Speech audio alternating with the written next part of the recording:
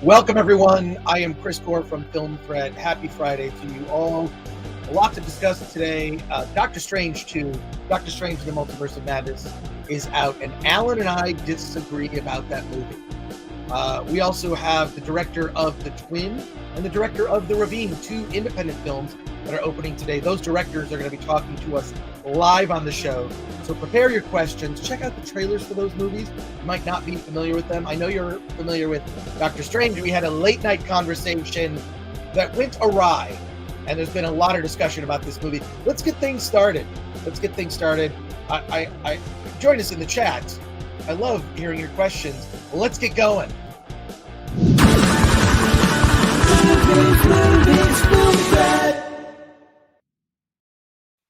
Hey everyone, it's the weekend, which means a lot of new movies have opened in theaters. We're here to discuss them. I'm joined by my colleague, my partner in crime, hey, Alan Ing. Alan, how's it going today? Good. We have a lot to talk about. Well, we survived our disagreement over Doctor Strange. I did not love it. And I saw it again last night. I have some new thoughts about it, but we should first of all say hello to everybody in the chat. We thank you for joining us here today. Jinx says we'll do it live. HVP says hi, Chris. Derek Douglas says the sound is weird, or is that on my end? Is the sound weird? Let us know in the chat if the sound is weird. Sound fine to me. We've been trying, like we play a little music at the top, and I do a little montage of pictures to kind of give you a taste of what we'll be talking about. That's kind of what that. We're trying out stuff. People. Yeah. And I mean, the music does sound like it comes out of like a transistor radio or something, but I think that's the music itself. Look, I gotta upgrade my setup. I promise you. I just bought a new microphone. I'm gonna be hooking that up. I'm gonna be putting the lights back here. I'm gonna make sure that we actually begin to upgrade the quality. Gabriel says, "Hey, Alan and Chris." Shelby AC says, "Sound okay here." So might have been sometimes the beginning, it's not so great. Turo says sound is tinny or metal-like. Is it? I mean, the music, the opening music sounds that way. Well, it's the opening music is probably the issue. Yeah. So yeah, it's my end, bad speed. Okay, all right. Thank you for letting us know, Derek. And Soul says Dr. Lame. Are we laying the comment down now? Yellow Moth has the best comment. Is America Chavez your new favorite superhero? Well, I think her first name says it all. My eyes are a little blurry. When I first read that, before I brought up the comment live, I thought it said, "Is America Chavez your fourth favorite superhero?" Well, there you go. Well, definitely in that movie. Omar says, "I'm seeing Doctor Strange 2 Saturday, but leaked clips with thumbnail and title descriptions spoiled the movie for the last few days. So I know stuff which happens. This also happened with Infinity War, Endgame, and No Way Home." Yeah, and you're going to get it spoiled this morning too. Yeah, well, I mean, we're going to talk about it. Let's talk about it because there's a lot of topics related to Marvel that we want to discuss. So we'll launch right into it, right? Okay, we did our live stream on Wednesday. We did talk spoilers in the second half of the conversation. We spoiled most of it, and a lot of the problems I have with the movie are within those spoilers, and they've already been spoiled. It's weird when one of these big movies opens. If you really want to remain spoiler free, you just kind of have to not go on the internet. Which social media, I don't miss it. I don't miss social media. People are idiots on social media. So I sort of post and ghost, and I don't read the comments. Yeah. And this is a healthy approach. Well, thanks to Elon Musk, now we can spoil away without any repercussions. And there should be America. Is this America? Well, there should be some kind of cool like something on Twitter where you can maybe suppress. There's trending topics. Mm-hmm. It'd be interesting to have a tool where you could suppress something that's trending or certain keywords so that you aren't spoiled. I don't know. Yeah. Look, an edit button and a way to customize that experience, I think would do wonders for social media. Mm-hmm. But before we actually get into the review, I forgot. Support us and buy something. Go to shop.filmthreat.com. You can pick up a Film Threat shirt. You can pick up a Film Threat mug. We have all sorts of Film Threat stuff. And if you send me a self-addressed stamped envelope, which nobody knows what that is, but a self-addressed stamped envelope to Film Threat 5042 Wilshire Boulevard, PMB 1500 Los Angeles, California 90036. I'll send you some stickers, some free Film Threat stuff. We've already gotten some. Check this out. We've already gotten some self-addressed envelope to the address, and somebody look at the stamp there. There's a stamp that says The Cosby Show. An actual stamp. Wow. First of all, I have to thank that person. Obviously, I'm not showing their address. It's W. Rue, and I just want to say you're getting something very special just for those. So we have started to get these self-addressed stamped envelopes, and I will send you something for free because why not? And then we do have to tell you about Award This. Award This is our annual event. It is going to be live on YouTube on Saturday, May 21st. Our red carpet starts at 6 p.m. and our award show starts at 8 p.m. and you can attend. It's in Santa Ana, California at the Frida Cinema, which is the only independent cinema in Orange County. And we're doing an award show. We have nominated 73 different independent films across a variety of categories. And you can go and one of the things, there's a gift bag. The tickets are pricey. I think it's like $60 for the Overflow Theater. And it's like $100 or so for the VIP where you're in the room where the awards take place. But it's the only award show you can buy a ticket to. And you get a gift bag. You're going to get this cool pint glass, this Film Threat pint glass, which is something we actually don't sell, along with popcorn and a whole bunch of other things in that gift bag, pins and just cool stuff in the gift bag, DVDs, lots of stuff is going in those gift bags. So go to awardthis.com. If you can't attend, watch on Saturday, May 21st, and we would love to see you there. It's the only award show you can get a ticket to. And finally, follow us. We're Film Threat and everything. You can contact us. Go to filmthreat.com/contact. I'm getting all these out of the way because I don't want to say all this stuff. We have over 100 people watching. So please slap that like button. You got to slap it. I think it's really important that you slap that like button. Oh, wow. Because if you don't slap that like button, something like this might happen. Finish him. Oh, my jeans. And subscribe to our email newsletter for alerts and updates. Go to filmthreat.com/newsletter. You can get on our newsletter there and whatnot. But the big thing is really, please like this video and share it. And if you're not subscribed to the channel, please do subscribe. Now, Doctor Strange, after all of that, and apologies for starting a little bit late today, I am under the weather and I'm pre-coffee. So this is going to be interesting. But let's start off with a little bit of non-spoiler here, Alan. You saw it Wednesday night, and we both had very different opinions. Mm-hmm. My opinion was, the movie's kind of a mess. It feels like it was reported that Sam Raimi reshot 80% of the movie. It feels like it. And then it was also recently reported that the original running time of the movie was about two and a half hours, 2 hours, 36 minutes. It's 2 hours and 6 minutes. 30 minutes of the movie is gone. So, clearly there's a Raimi cut that's out there because of what he shot. But, but we've been complaining about these 2.5 hour movies, and now they give us a 2 hour movie and we're still complaining. I mean, that's... Well, I mean, look, I mean, is it a better version? We may never know. Marvel's not one to like, though they do release deleted scenes, they're not one to like release a completely different version. But I saw it again last night, and I will say there's one improvement, one thing I will say, and I saw it in 3D IMAX, and it was the only screening that was in 3D IMAX for some reason. And I have to say, my opinion about the movie hasn't changed, but the 3D is really good.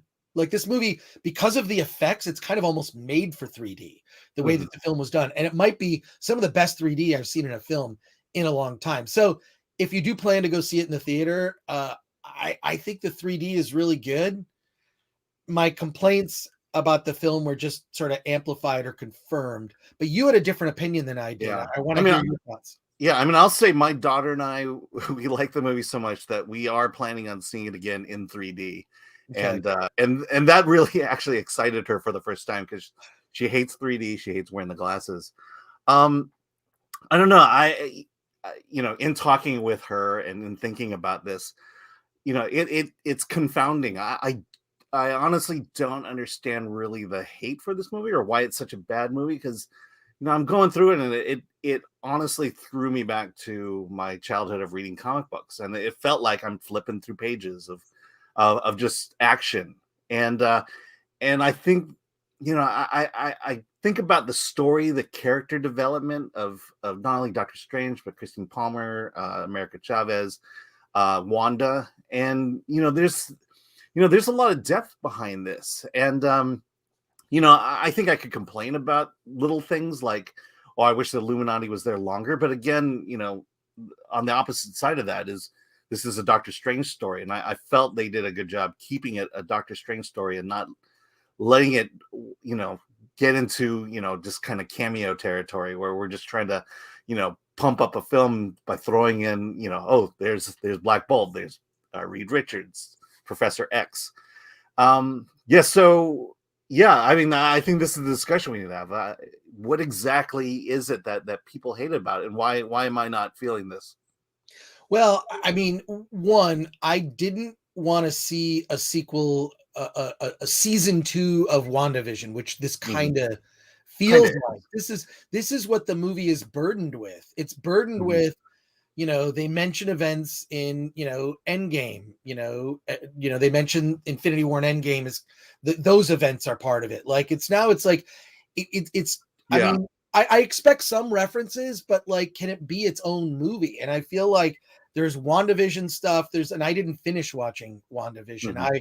I've really checked out of the Disney Plus series. I feel like the tone of the Disney Plus series it feels very Disney, and now I feel like what's happening is the Marvel movies are starting to feel more Disney. And I like the old school Marvel, and fine. Yeah, but to me, this is what Marvel was always good at, was taking a character, giving it depth to justify their actions. And in the case of Wanda, what I liked about this was that Wanda, it was basically her driven desire, because everything in her life that she ever loved dies at some point. And here are the children, the ultimate form of her happiness, and she can't have them. She never had them, and she has to go to this multiverse to be with them. And this is just classic Marvel, where you have these superheroes but a tragic story behind it. Stephen Strange is the exact same way. He has a love he'll never be with. I'll go back to Wanda real quick. What was interesting to me was, the 616 Wanda was the only Wanda in the multiverse not to have children. And there's a tragic element to that, and that motivates why she did what she did throughout this whole film. This is everything I've always loved about Marvel. Do you think that they're releasing this movie around Mother's Day for a reason? No, I'm serious. Yeah, I don't. I think it was a happy happenstance that they could do it on Mother's Day weekend, but I would imagine they want money, and I'm not sure there's going to be a Mother's Day boost for this movie. So, I mean, if you took your mom to see this movie on Mother's Day, it really, is about motherhood. Wait, do they still call it motherhood now? We're Yeah, changing birthing words person. so often, or I'm serious. I always hear that like, oh, this is the new way you're supposed to say this. It's like, yeah, I'm just going to stick with the classic. I'm just going to stick with the classic. I think we should switch our banner up to spoil. People are already complaining that you're spoiling the movie already. Oh, I'm sorry. Jeez. I mean, well, you know, I spoiled the It's motivation. Alan. I'm sure it's fine. It's fine. It's hard to Yeah. talk about this movie without mentioning some spoilers. So yeah. Yeah, people are hating me right now.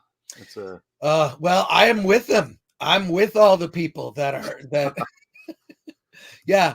Let's see. We have Rob HB7 says it's birthing person day. yay. Oh, Because I will be seeing the person who birthed me. This yes. week, Toasty so. Danny says the children were always her pigment of imagination. So there you go. Birthing peoplehood, says Gabriel. Derek Douglas says birthing person. Come on, Chris. I know. Turo Can we says, start with the gendered language? yes, yeah. I'm not down for that. I think that we can just stick with the classics. If you want to add some new definitions, fine. That's fine. There are people, there are kids in families that have two mothers. That exists. That's a thing, and two dads as well. So come up with new words, but I don't think we need to suppress and get rid of the classics like Mother's Day. Mother's Day and Father's Day can still continue to exist. So yes, Adam Ledgway says a story about Doctor Strange is about motherhood. What? I mean, it is it's at least that's Wanda's character arc in the film for sure. Yeah. So, but Gabriel says thank you for resisting the trend, Chris the Rebel Gore. I'm not so much a rebel as just like a common sense. Yeah, common sense is that thing we did, for centuries before 5 years ago. Yeah, before 5 years ago, you could say mother. Spout some crazy idea that would be considered common sense, and you were just a normal person. And now, I don't know. Yeah, whatever. But we should clarify we are not biologists. So yes, we're not biologists. Patrick Lemire says persons assigned female at birth. Yeah. That thing is it's well, there you go. So Jeff Brooks says, I feel America Chavez was introduced too soon. I could tell no one in my theater knew her and or cared about her. She was created in 2011. Yeah, it's not like, when those cameos came up and people cheered. I think the biggest cheer was, spoilers now, John Krasinski as Mr. Fantastic got the biggest, because Black Bolt, it's like, okay, Black Bolt was in the Fantastic Four comics, part of the Inhumans, that I would not expect to cheer for that. Although I love that they got his, like, he has like these sort of wings, and it's like his costume is like completely accurate to the comic, which is so weird to see such an obscure Marvel character that. But what you forgot was there was an Inhumans television series, and that was Black Bolt. Oh no, I forgot that on purpose. Yeah. Because like what I mean is that that Inhumans was so terrible, like it just didn't connect to the comics at all. And I'm like, if you can't get the costumes right, sheesh. Yeah. So, and Ace Robertson's Chris Gore, bloody legend. I don't know. You would not think that recently. I think just I've started to come back to Twitter just because the whole Elon Musk thing kind of has me excited. Wait, someone committed to free speech. Hey, people are like, oh, can we engage in conversation now? But now I feel like I've become a target. And so like some of my recent tweets, people are like coming after me. And I haven't seen any of the recent ones. I think it's whatever. It's just, it's like, Twitter was fun again for about 2 weeks.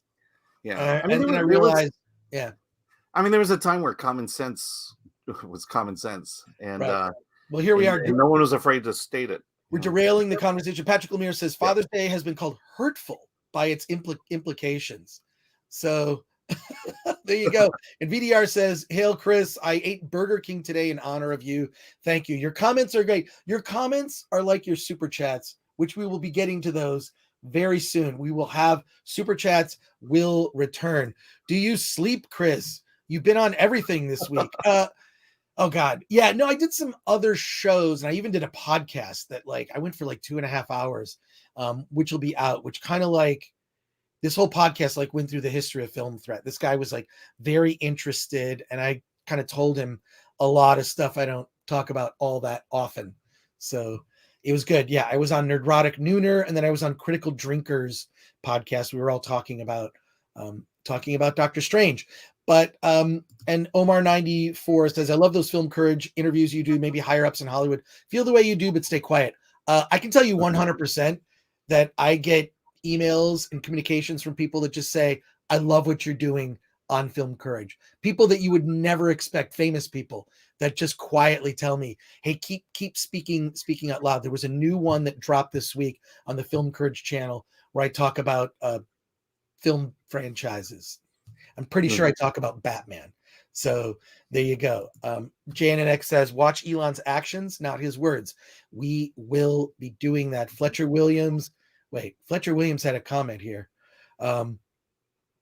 It's it's a good comment here. Patrick Lemire, watch FTC block Elon. Twitter is too valuable of lever with midterms in 2024 coming up for them to give up. I hate to agree that it's not a done deal. And Turo says, although I disagree with Alan and agree with your take, Alan at least has the fortitude to take a side and try to defend his position through his experience with the film. Look, I respect Alan's opinion. I'm not going to this is the thing that people get all bent out of shape about. I don't care that Alan doesn't think the way I do.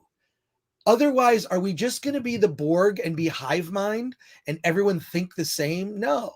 There are people who really dislike the movie much more than I did. I'm it's sort of on the lower end of the Marvel movies for me, but having seen it in 3D, it's wow, the 3D was really good. And the Raimi scenes where Sam Raimi got to shine and be Sam Raimi, that worked for me. In particular, we're in spoiler territory, folks, over 200 watching, smash that like button, slap that like button, and subscribe to the channel if you're not already subscribed, because once we reach 40,000, we're fast closing in. We're getting there. I have a special video about Alan that I've worked on for years that I will debut on this channel at the 40,000 mark. So we're in spoiler territory, but we're at 39.4 4K. Oh, there we go. 600 away. There's a zombie Doctor Strange that is animated and controlled by Doctor Strange, who's in another dimension. He's controlling a dead Doctor Strange, which puts on a cloak of evil spirits, and it's awesome. That's one of the best. That's very much Raimi in that. But look, Alan, you like the film, and I don't want to ruin your experience of liking the movie. I think, people take their feelings about movies very personally. And I think that, and by that I mean, I do think that an experience of seeing a film is very personal. You love it, hate it, whatever. But my dislike of it should not impede on your enjoyment of it. You feel free to enjoy it. Feel free to dislike it. You could be on my side, the correct side. Not really. No, I'm not. I would never say that. I would never even say that my opinion is the right opinion. My opinion is an opinion, as well as your opinions. For everyone in the chat who has seen the movie or planning to see the movie this weekend. And I do recommend see it as soon as possible, because I cannot believe the number of videos that have been posted on Twitter and YouTube. And I know they're trying to take that stuff down, but it ruined it for me. There you go. Yeah.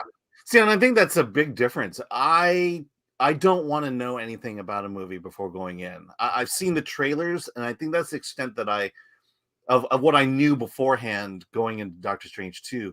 The other thing was, the only thing I knew is you hated it, and everyone who had seen it with you hated it. And then I'm watching it, I'm going, when America Chavez first shows up, I go, oh, okay, I see where they were going. And then I just started to like it after right from that first battle scene. And then realizing, I'm gonna have to justify why I like this movie, which is an insane thing to have to do. But A, I'm a critic, and B, I knew I was gonna have to do this that night. Well, real quick, Solat78 says Doctor Strange 2 was enjoyable, more Raimi than MCU movie. See, look, and that opinion is fine. I'm not going to belittle anyone or shame anyone for having an opinion that may divert, so there you go. Flaccid Phoenix, we'll chat soon. Did anyone else think Professor X looked weird in that chair? I mean, the floating chair is like right out of the comics, right? Well, no, it's out of the television series. That's right, the television show. Yeah. They even use the television show music, Yeah. theme music. Yeah. So, but I thought he had like maybe it was an action figure. I hate to say this. I may have had an action figure 20 years ago of him in that chair.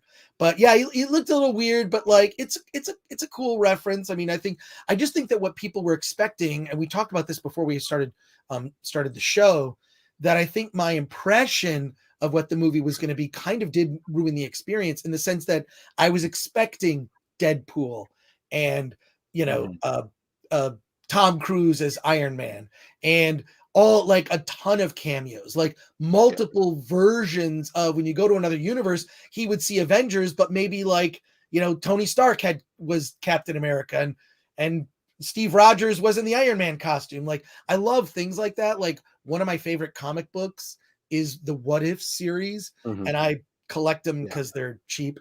And because I just get the old copies, you know? Yeah. And I loved What If. What If is great. Someone also asked in the chat what I thought of The Northman, and I love The Northman.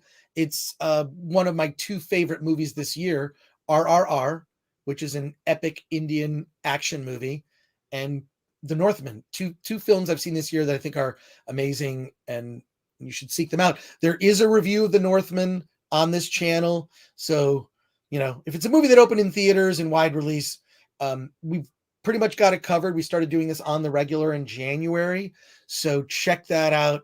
And as HVP says, hit the like button twice if you can.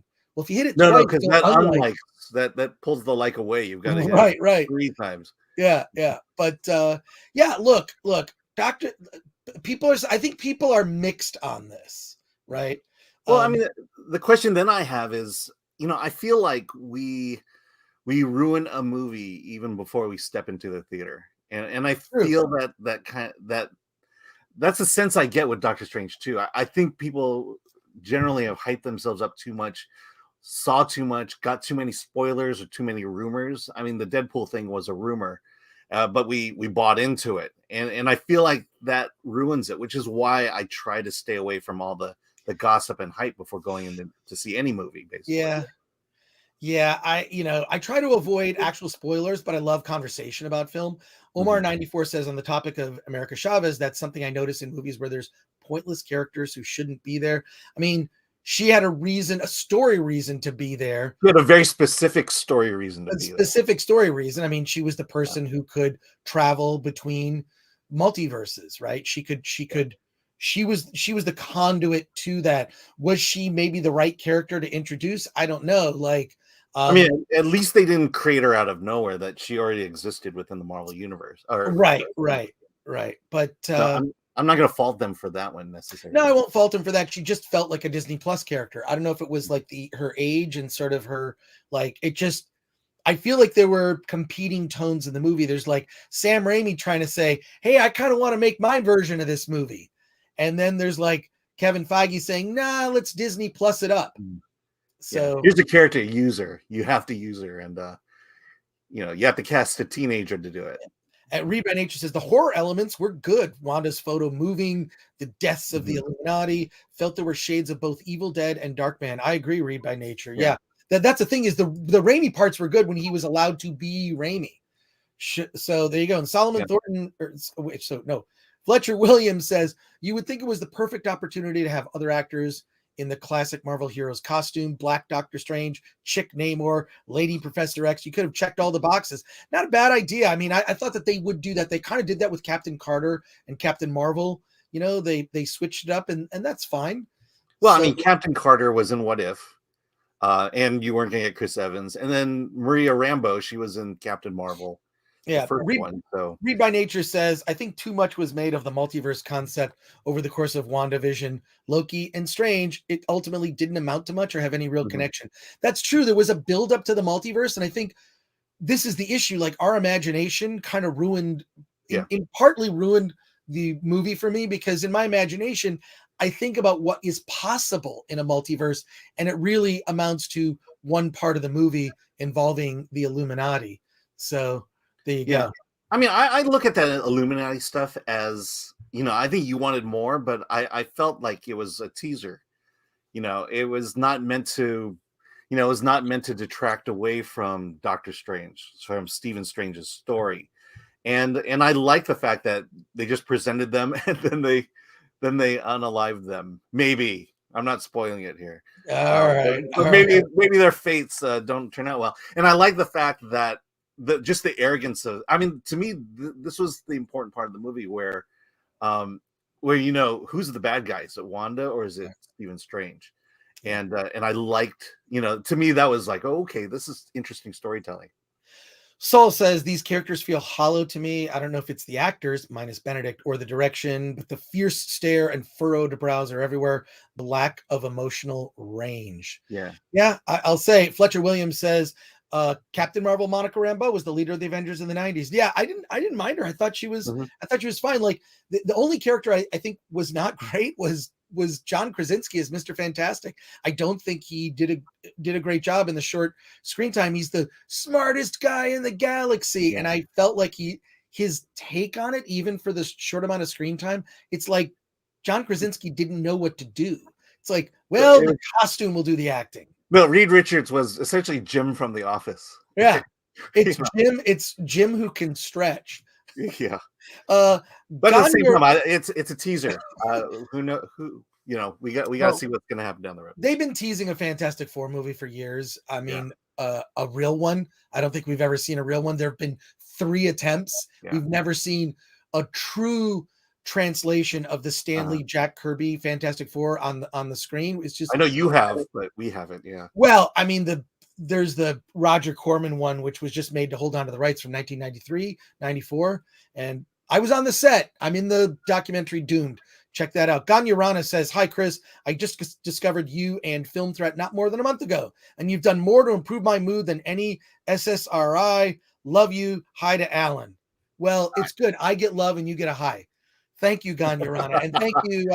Look, I know that a lot of people will talk about this stuff as like it's depressing, like these Marvel movies are look, we had a 10-year pretty amazing run of mostly good Marvel movies with a great sort of, to me, chapter closing on like that era of the Marvel universe is done. The new era I'm not very optimistic about, but that's okay. That's why Film Threat exists, because we talk about other options that are out there, like Indian cinema that we've discovered with KGF Chapter 2, with like a whole bunch of, there's a new one that came out. I can't pronounce it. I'm so sorry. But there's another one that just came out, and those Indian films are amazing. I just encourage you to seek out RRR, KGF Chapter 2. KGF Chapter 1 is on Amazon Prime now, and Bahubali by the same director as RRR, that is on Netflix if you have that. Yeah, parts 1 and 2. Yeah. Tiberius Gracchus II with RRR. Oh, I love that. What if just race and gender swap everything? Lazy writing. Yeah. Well, I mean, What If was essentially the chance to do that, to gender swap, to race switch, and to tell interesting stories as well. I mean, I'll never forget, what if Uncle Ben had lived? Right. Oh, that's it. Like, see, I feel like it's not, the race and gender swaps are lazy. What they need to do is take events, right? Like one of the things they did with the Fantastic Four is like if their powers were swapped, like people had different powers, which was interesting. And then also, like what if Uncle Ben had lived? Like, would Peter Parker still be Spider-Man? Would he use his powers differently? And Ferd Turgeson says RRR ? Look up RRR official trailer, watch the trailer, let's talk. And then on the channel we did a review of RRR, so check that out. I will say it's still in theaters, but it's hard to find. But I will say this, I kind of want to redo that review, Alan, because I feel like I've learned a lot since that review, like the actors and more background of the story. And that it's not Bollywood. Well, that's not Bollywood. It's a Tollywood film. And that what's interesting about India and their cinema is that they have competing industries, right? Yeah. They have movies in Hindi and I'm going to pronounce it, but there are multiple languages in India on this continent, right? And can you hear there's a helicopter right outside my door? Can you hear it? No.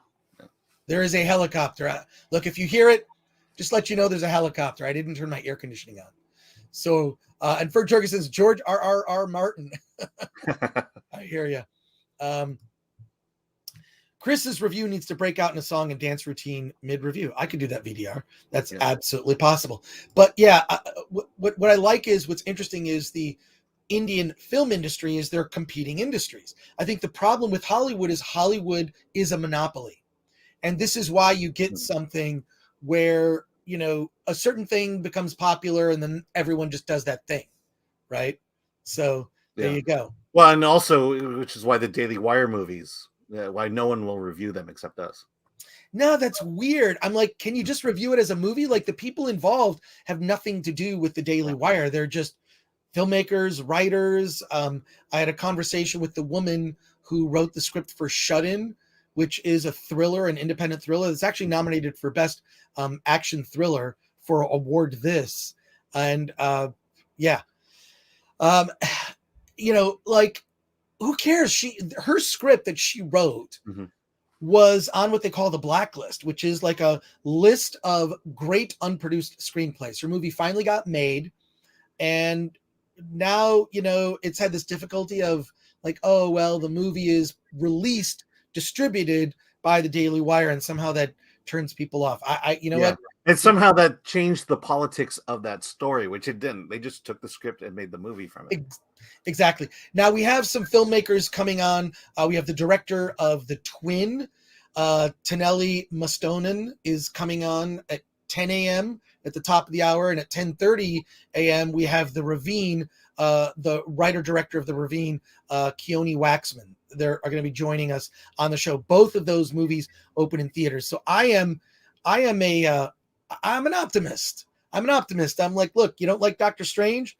There's other movies I can watch. There's a movie I'm going to watch later today called Monstrous, starring Christina Ricci, which is it's just a cool horror film. And I believe, if I don't know, I think The Twin is actually on Shudder.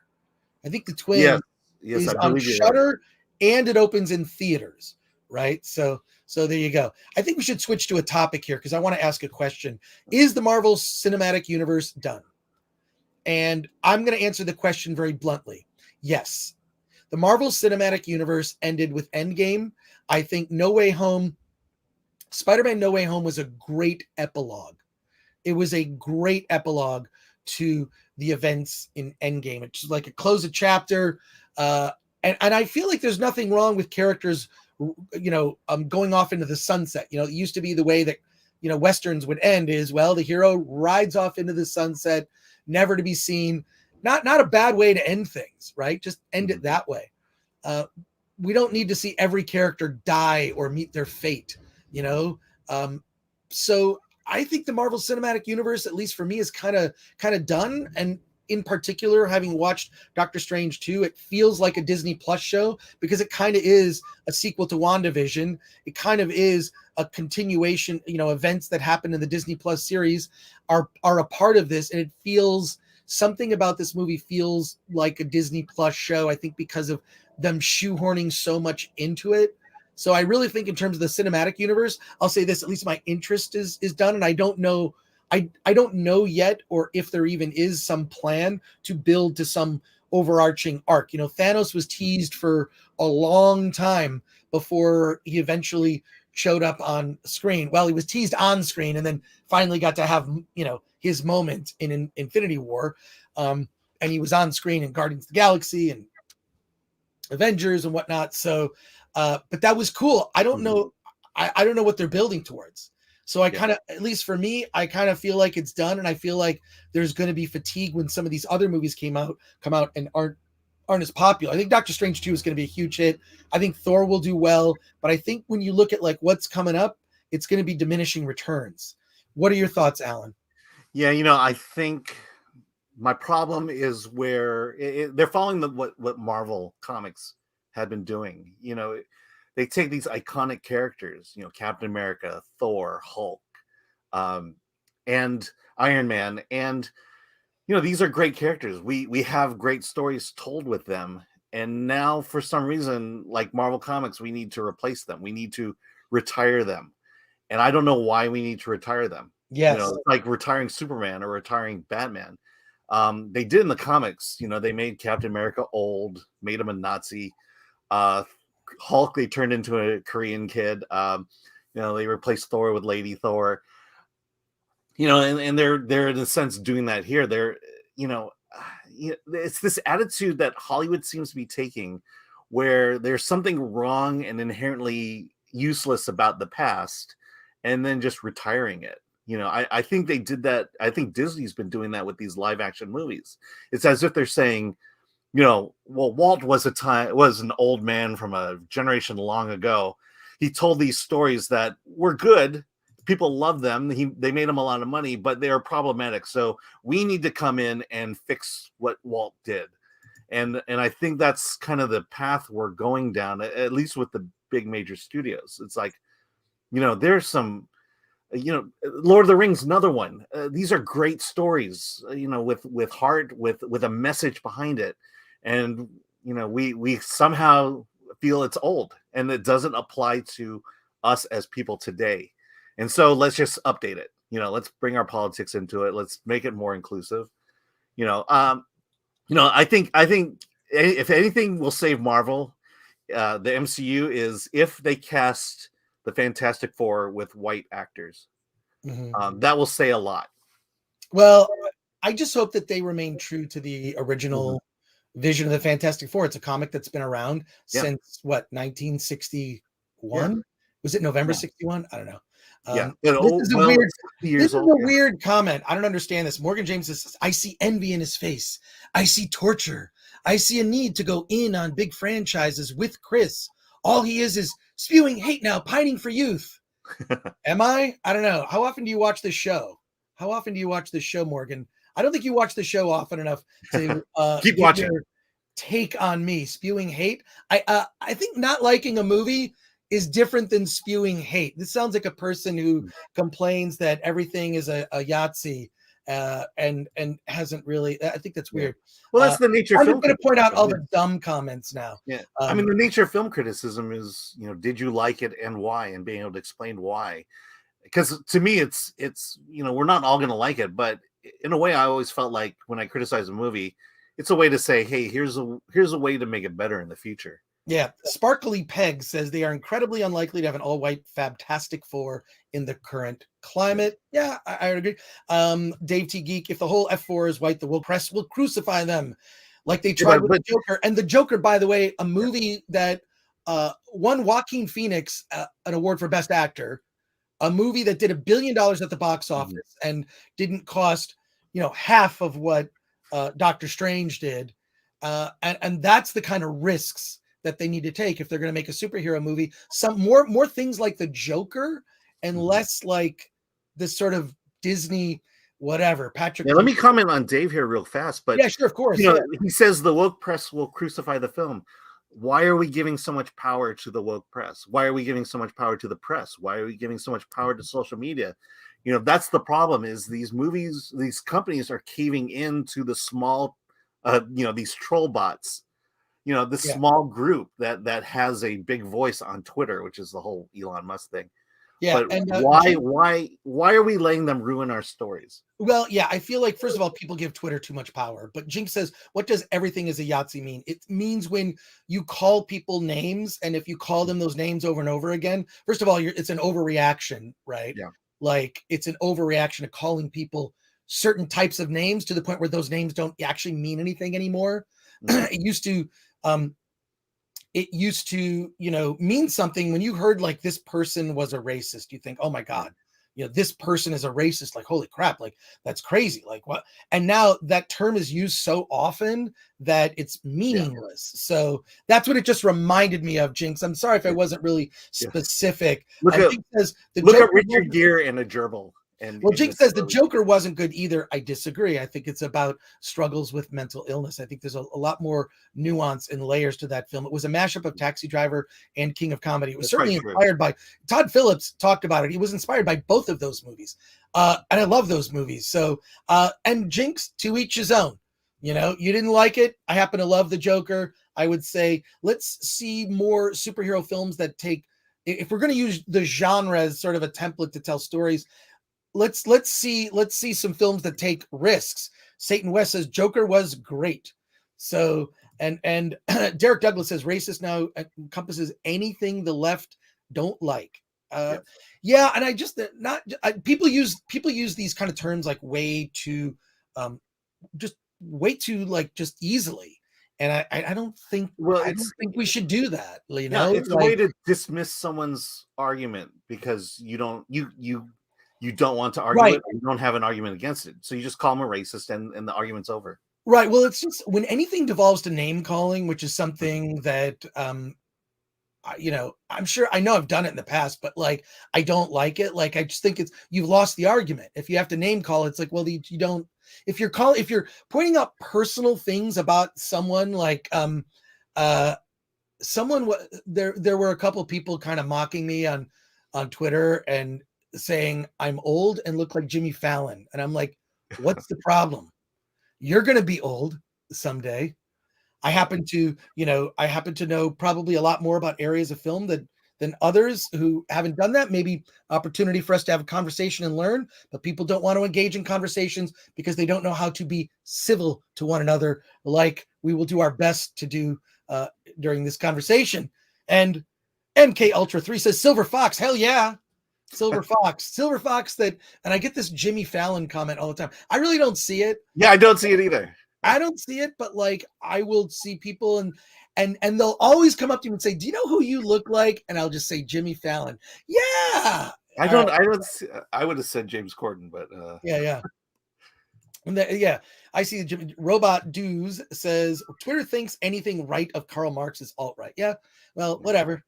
Well, that was the other thing. Alt-right became the thing now to call your people. eyes are like Jimmy Fallon's eyes. All right, should that be our new topic? No. Yeah. let's get how dreamy is Chris as Jimmy. But here's a big question. This question for the chat and question for both of us to discuss. Have we reached superhero fatigue? Mm-hmm. Alan. Yeah, this is what Hollywood does. It finds an instance of success, a moment of success, and then replicates it to death until we're tired of it. Right. And fortunately for superheroes, the run has been very long, 10 years since Iron Man. Yeah. And it just spun, to the point where DC tried to do their DC universe, cinematic universe. The studios are afraid of risk. And so if they find success, they will multiply on that success. They will grow it. And we suffer for it. Well, it's the joke from Back to the Future 2, right? Mm-hmm. Jaws. What was it? Jaws. What was the number of that? Oh, like 23 or something. Jaws 23. It's like, yeah, Hollywood will beat things to death. And, it's disheartening. It's disheartening to see. That's why I think Joker, because it was so different, was like, well, that's the direction. First of all, it was less expensive to make. It was because it's less expensive, there's less pressure on it. They didn't ask Todd Phillips to reshoot 80% of the movie, which is what they asked Sam Raimi to do. They asked him to, hey, reshoot 80% of your film. And I would say about 15 to 20% of that movie kind of feels like a Sam Raimi movie, which I really love. But, he said it was very difficult to reshoot 80% of the film. And then most of the movie just looks like it was shot on a green screen. But what does everyone here think? Have we reached superhero fatigue? Let's go to some comments here. Goober, definitely. I had to watch Lost in Translation after only just The Two Towers. We need that mixed film diet. Okay, yeah. Goober, this is what I always say. We need to diversify our media diet. That's why see a Doctor Strange, but go see The Ravine. Watch a Disney Plus series, but see The Twin, which is a horror film. I think it's important to just, if you have a diversified media diet, when one of these movies that you're looking forward to tanks, it doesn't matter as much, right? But if you're if you only watch, say, Disney, Marvel, Pixar, Star Wars, if those are the only things you consume, I think that's a hollow diet. of media, and I think what you need to do is you need to take in a documentary, something else. So yeah, and Christian Roy says we reached superhero fatigue after Endgame. I would agree. So Flaccid, wait, so is Doctor Strange 1 better than 2? Yes, 100% Vamp King. Doctor Strange 1 is much better. So there you go. And Wolfie Poo says everything everywhere all at once just blows Doctor Strange out of the water. It certainly was a more creative use of the concept. Yeah, it's the same concept. It's kind of the same concept, and it was done better. Now that I think about it, you know, I didn't love that movie as much as everyone else did, but I recognize that if there was a 90-minute version of that movie, I think what it went off is into too many tangents that didn't have to do with the main character, Evelyn, played by Michelle Yeoh. What? I like her. Well, but I'm saying that was intentional. It was all intentional. You know, what you didn't like about it is, you know, and that's another discussion. But yeah, you know, the filmmakers wanted that. It's fine, but I think Everything Everywhere All at Once uses the concept of a multiverse better. Mm-hmm. There are different versions of Evelyn, and in each universe, she can kind of access those attributes. She has an ability. She has an ability to do that, and by doing that, it can help solve her dilemma. I recommend that movie, even though I didn't love it. I didn't love it. And Spider Geronimo says I have Hollywood fatigue. Completely agree. No, but see this. Yeah, no, I agree. Yeah. I think that okay, I get it. Like Hollywood fatigue, great. But I look on Hollywood, a lot of Hollywood movies, like, you know, McDonald's. It's just fast food. It's just fast food. I don't have to think that much. I'm gonna have fun, whatever. And I only say this because I did get on my way home last night a Big Mac and McDonald's fries. Look, once a month I'll go do it, with all due respect to Morgan Spurlock and his amazing documentary Super Size Me, which I think Super Size Me and Super Size Me 2 are actually on YouTube.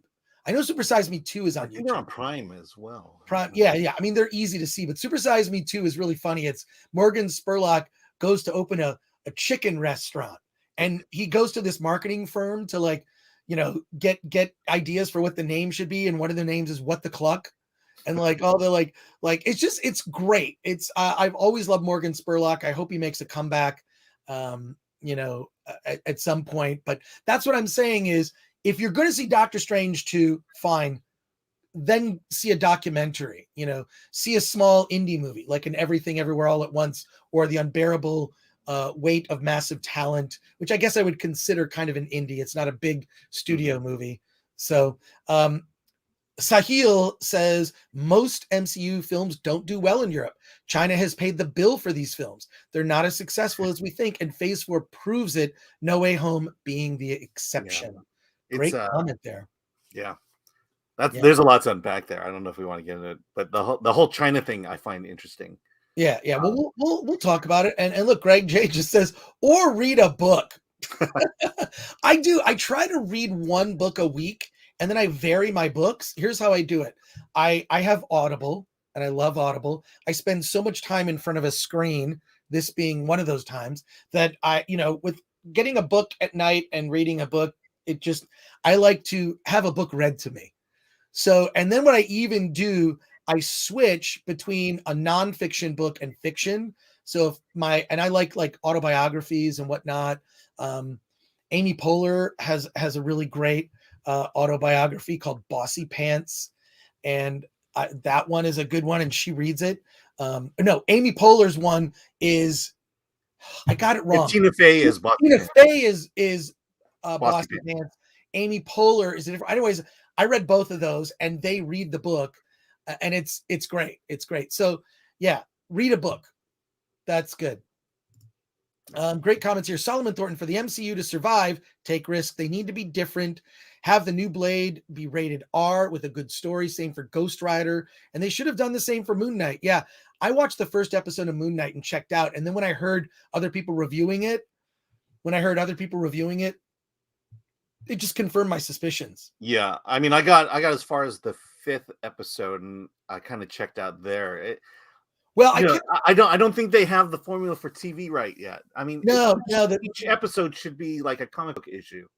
I guess like an overarching story, but what they feel like is movies where the story's stretched out. That's what the Disney Plus series have felt to me as is like, it's like a 3.5 hour movie, but it really would just have made a really good 2 hour movie, but we're just going to stretch it to 3.5, 4 hours. It just doesn't make any sense. Well, to me also, they're ramming in mental health as the issue of the movie. And I'm not sure that was Moon Knight's origins, but I think they're trying way too hard to want to say something about mental health, but at the same time, you can't do it with a superhero without it feeling like, it's just, virtue signaling, so to speak. Yeah. We'll just talk about mental health and make it about that. And Akanika says, can we get a clip collection of Alan's phone cam field reporting? Hey, guess what? Next week, I'm going to the premiere of a movie called Pleasure. I got invited for some reason. And Alan, you're going to be the man in the chair. I will be at that premiere. I may actually start here, drive there, and go to the red carpet. And I'm not going to walk the. I just happened to get invited, and so I'm going to go. So you're next week going to be for Hollywood on the Rocks next Wednesday. So there you go. That would be funny. Yeah, that's a very crazy movie. Yeah. Dangerous Dempsey says Alice in Borderland. Yes, I started to watch that. I think that's very good. That's on Netflix. So, Derek Douglas, they need to use the comics more, less politics. I would agree, and it's not so much the politics as the agenda, right? Like, I like a movie that makes me think about things, but I don't want to be told how to think. It's a subtle difference. It's not as if movies suddenly had messages in them. There's always been subtle messages in movies. Look at almost all the past Oscar winners. All the past Oscar winners always have some sort of Well, yeah, I mean, Captain America: Civil War. I mean, that's pretty political.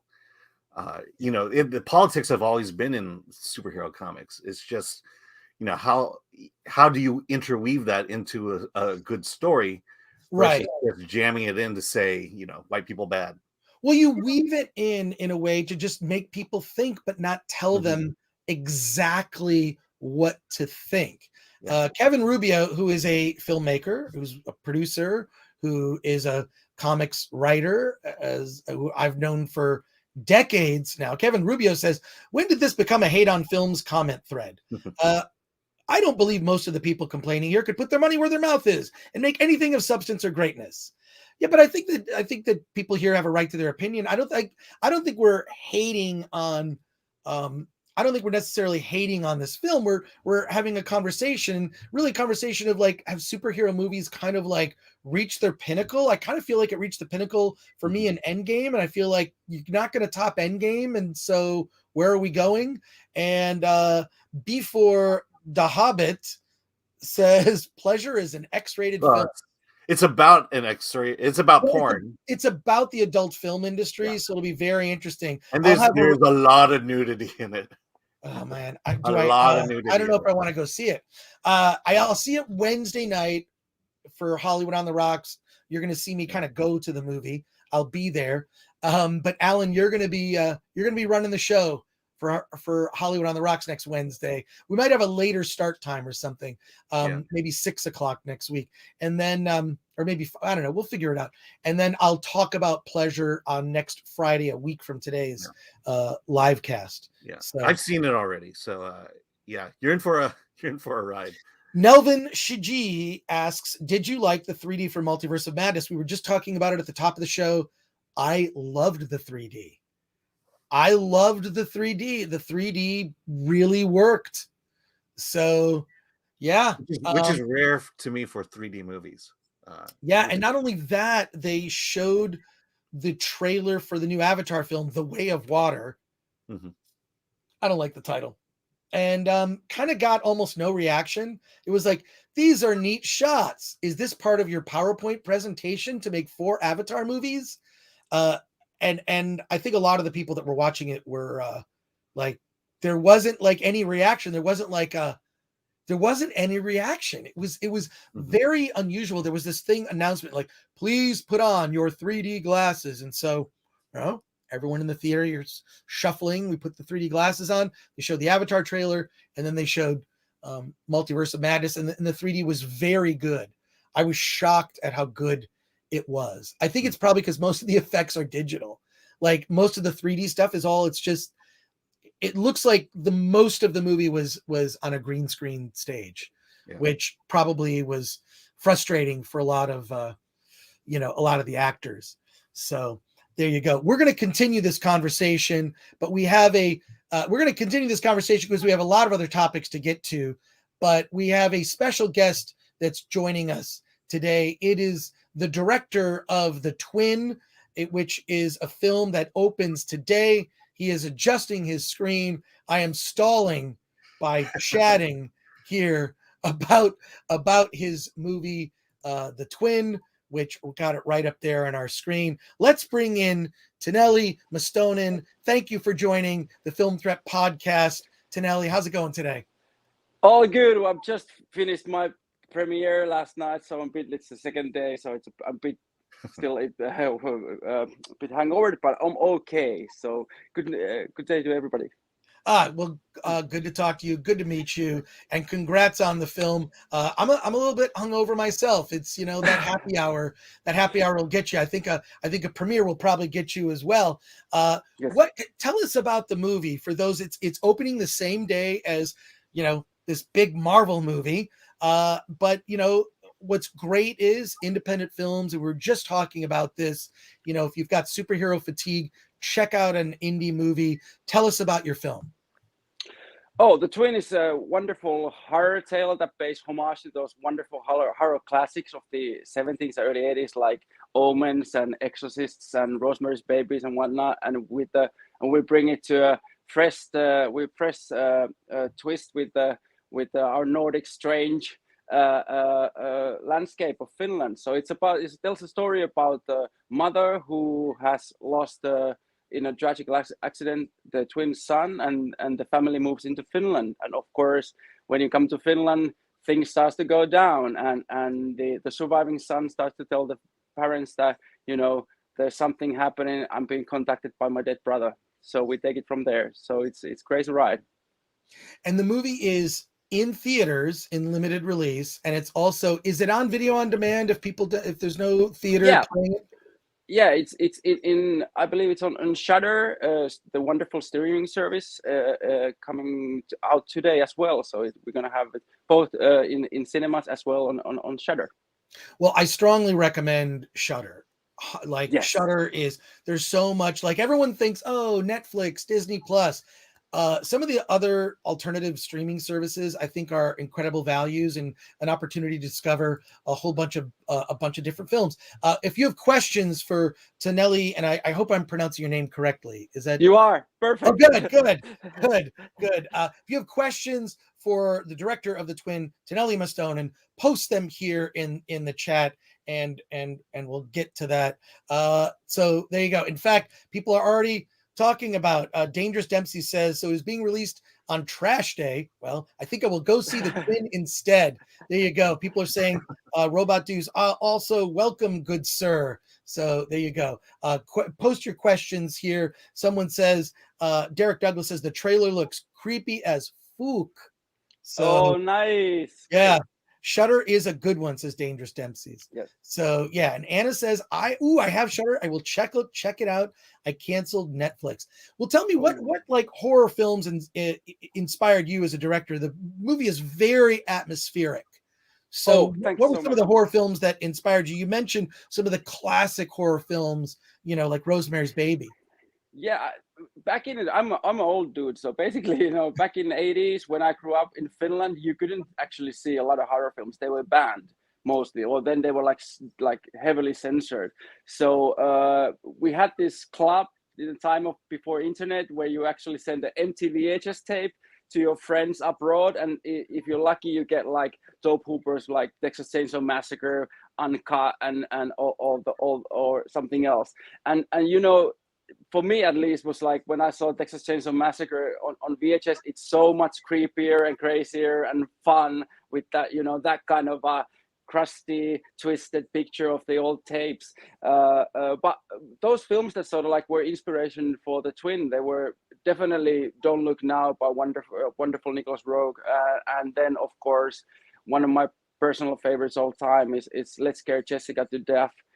That's a cool one. And then, of course, the usual suspects of the Omens, Exorcist, Rosemary's Babies, Peter Medak wonderful The Changeling, that became just before The Shining.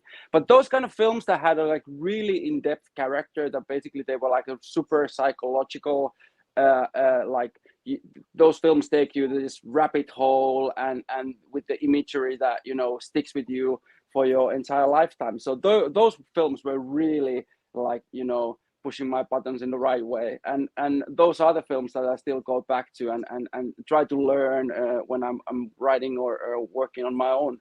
And yeah, so there's a bunch of great films. The Other was wonderful film. I think it was a sort of like a TV movie. I can't remember the director, but so there are sort of like little things that have had a huge impact on me on that tender age of watching films when you're 14, 15, and you gather your friends to a dim lit room and just watch great horror on VHS tapes. So let's go to some of the comments and questions here. You're getting a lot here. So we have Fletcher Williams says, when you move to Finland, things start going down. Brought to you by the Finnish Film Board. Yes. MK Solid 82 says, I think films like House of the Devil really kicked off a rebirth of retro horror films. That's right. I mean, the Twin definitely has like a retro feel to it in all the best ways. Selena Sora says, it always starts to go down when you come to Finland. VDR says, just mention Finland, instant shivers. And Solomon Thornton has a question for you. Tonelli, what makes a good horror film? Also, I wish you great success. I am a huge fan of horror films like Omen and Rosemary's Baby. So what makes a good horror film to you? Thanks so much for a great question. It's something I've been thinking about a lot. The Twin is my second feature, so I guess it's a stupid answer probably, but it has to, everything has to do with the story, of course. But for me, it's that originality that you sort of like. You have to create this world that is so unique and compelling, and for me, the horror films that I mostly like, they are all about isolation and so you wanna, that's a really big question, by the way. I could talk for hours about it. I think it's like, the good horror film is something that scares you to the bone, and it sort of like drives you into the, in the subconscious. For me at least, when I watch horror film, I always want to watch it in cinemas, because at least for me, how it's like there's like an adult version of me. There's like, you watch it on the two levels, and there's the adult version of me that watches the film like trying to guess what's going to happen next, and sort of like analyzes everything and sees like there's a homage to that certain wonderful film, and that kind of like intellectual level, I guess. But there's the other level also, that it's the kid inside you who's constantly scared. And I just love to see horror films in cinemas. I think it's so much fun to sit with bunch of strangers and enjoy the movie together. And but it's a big question. I'm still learning like what makes a good horror film. Hopefully someday I will make a really good horror film. I have to ask, we had Hannah Bergholm on last week with The Hatching. And that's great. And so I find it interesting because she also mentioned that horror is kind of is finding a birth in Finland. What is, you've not been able to, I guess you mentioned it was banned for a while, and now it's here. What are the horror stories that the Finnish people are into, and that what kind of stories are being told that are maybe have to do specifically with the Finnish people? I guess that nowadays we watch horror like anybody else, but I think the horror stories that struck a core in Finland, they have a lot to do with basically the fact that we live in a total darkness for 7 months, and there's a reason why we love we created music in the Nordic countries like black metal, because there's that side to us. I think when it comes to horror genres, I think it's a yeah, I would like to say so that I would like to see more of Scandinavian or Finnish horror films that use our rich sort of like ancestry of pagan cultures and the raw nature that we have. But for me, it's really hard to say what kind of horror films the Finns want to watch, because I think they watch all kind of horror films, I guess. So yeah. We've got some other comments and questions here. Kevin Appel says horror is my favorite genre, especially atmospheric old school style. Gotta see this. And Kevin Appel also asks, who wrote the story? I know you're the co-writer, right? Yeah. Can you tell me, who you co-wrote it with and what that process was like? Oh yeah, that's actually a wonderful story. I met Aleksi, my co-writer and my producer, in the film school in Helsinki, Finland. That's pretty much the only film school. We're a small country, so and instantly as we met, we started talking about films, and we noticed that we share the same passion and same love for certain films, and horror was definitely one of those genres. So after film school, he actually wrote my first feature film for this another company, and it was a family film, and then we started our own company, and our first film was Lake Bodom that we wrote together, and I directed it, and so so we wrote everything together. I can say where I start and he ends, because it's like a dream come true for me. Like, I've been working with my best friend on these movies last 10 years in our mutual company. So I'm really, really lucky to have him by my side. Cool. And here, some more comments here. Dangerous Dempsey says, every metal band from Scandinavia seems to be lost in the woods at night. I love it. Fletcher Williams says, Finland horror, removing snow in the morning to go to work. And Turo says, saw The Changeling as a kid, the ball bouncing down the stairs. Scary. Wow. Not as scary as the movie with the African doll cutting its way out of a briefcase. I will definitely check this film out. Oh, thanks so much. That scene and that sound, and that basically, like, for me at least, horror has a lot to do with the sound, and exactly those sort of like moments in the story, especially in The Changeling, when we hear this ominous bang. Remember, I don't want to spoil the movie for anybody who hasn't seen it, but there's this loud bang that echoes through the house, and every time I think about the movie, I can still hear that bang in my head. And in the movie, I love when when it's revealed that what was causing that bang. So so that's a great But yeah, the ball scene is crazy. Yeah. So here we go. Derek Douglas says the Finnish movie Rare Exports: A Christmas Tale was amazing. Did you like it?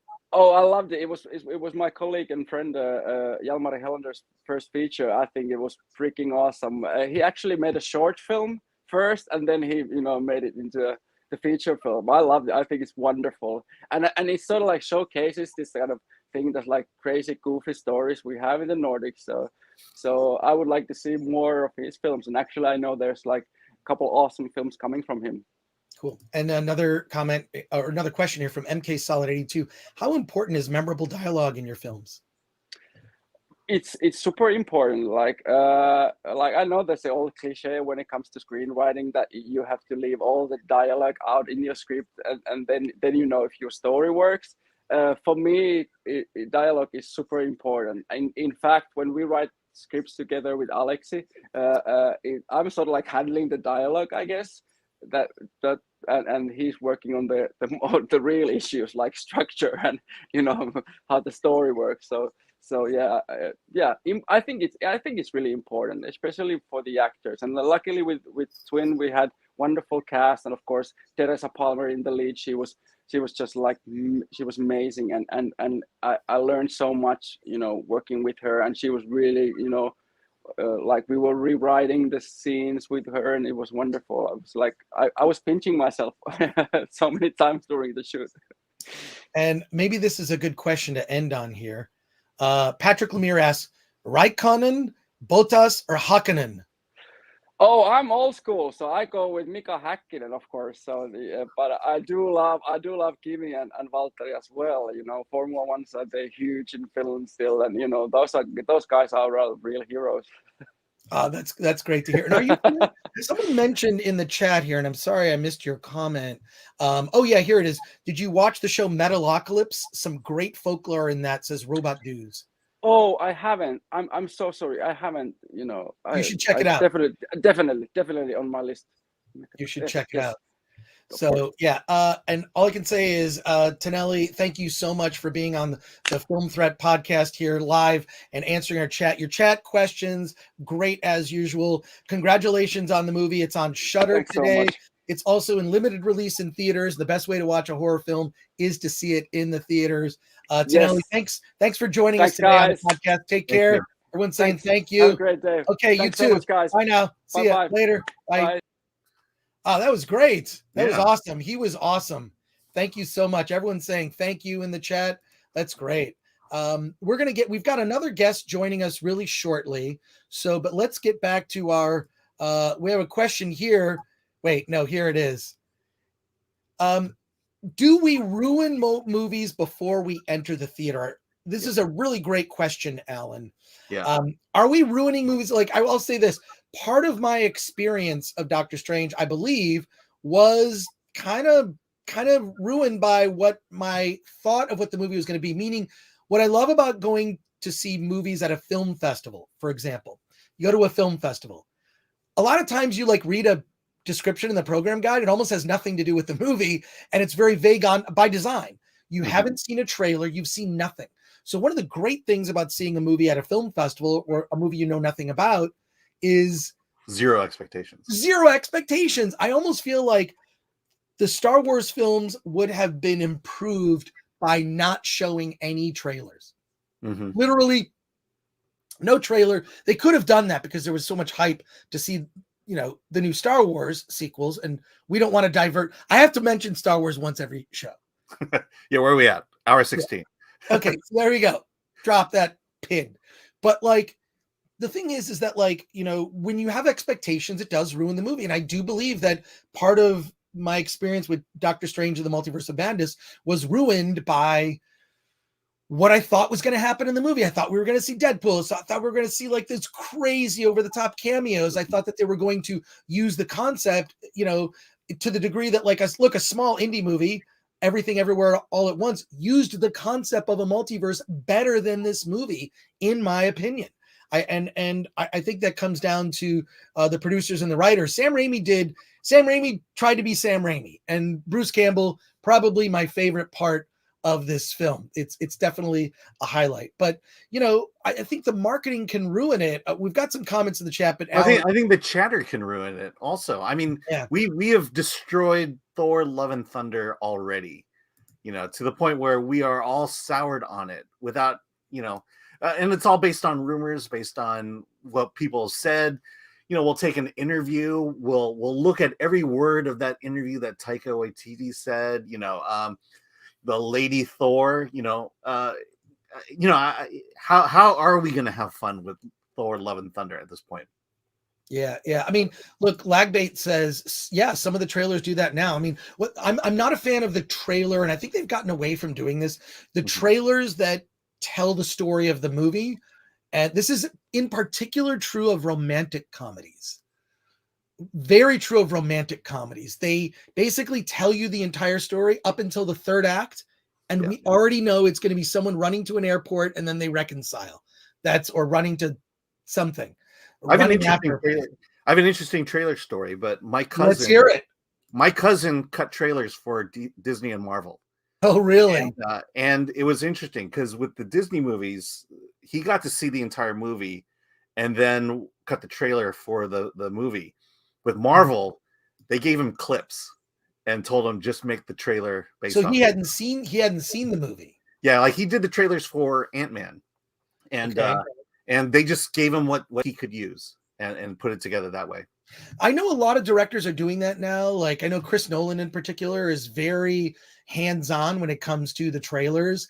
And for The Dark Knight, what he did was he said, you can use select scenes from the first half of the film. And I found it really interesting. The Northman, they did the same thing. They kind of gave you a tease, and it really only the footage that's used in the Northman trailer only takes place within the first third or half of the film. That's it. There's like a couple shots from the third act, but like it's yeah. So yeah. I mean, I liked the Doctor Strange trailer in the sense that I was completely thrown off of what the story would be just on the trailer. It's like, you know, I didn't do my research, so I had just assumed that Wanda and Doctor Strange were going to be teammates in this one. And to me, it was like a big surprise and a good surprise that she wound up being the villain. Mark Clement says trailers should not show anything after 30 minutes into the movie. I agree. Like something, you know, give me the setup, right? And then that's it. So, and Stella, or excuse me, Steak Dinner, I think our drive to criticize a movie is from a place of love. We all want to see our favorite heroes on the big screen, but we are very skeptical of anything made in modern Hollywood. Agree. Yeah. And look, I've never taken, I think the thing is that some people take criticism like personal. They take it super personal, and I don't take it personal. I love the fact that Alan loves the movie and he genuinely enjoyed it with his daughter, who basically influences Alan's decisions and thinking. Yeah, absolutely. No, that's not true. She has that power. But I wish she would be influenced by my opinions.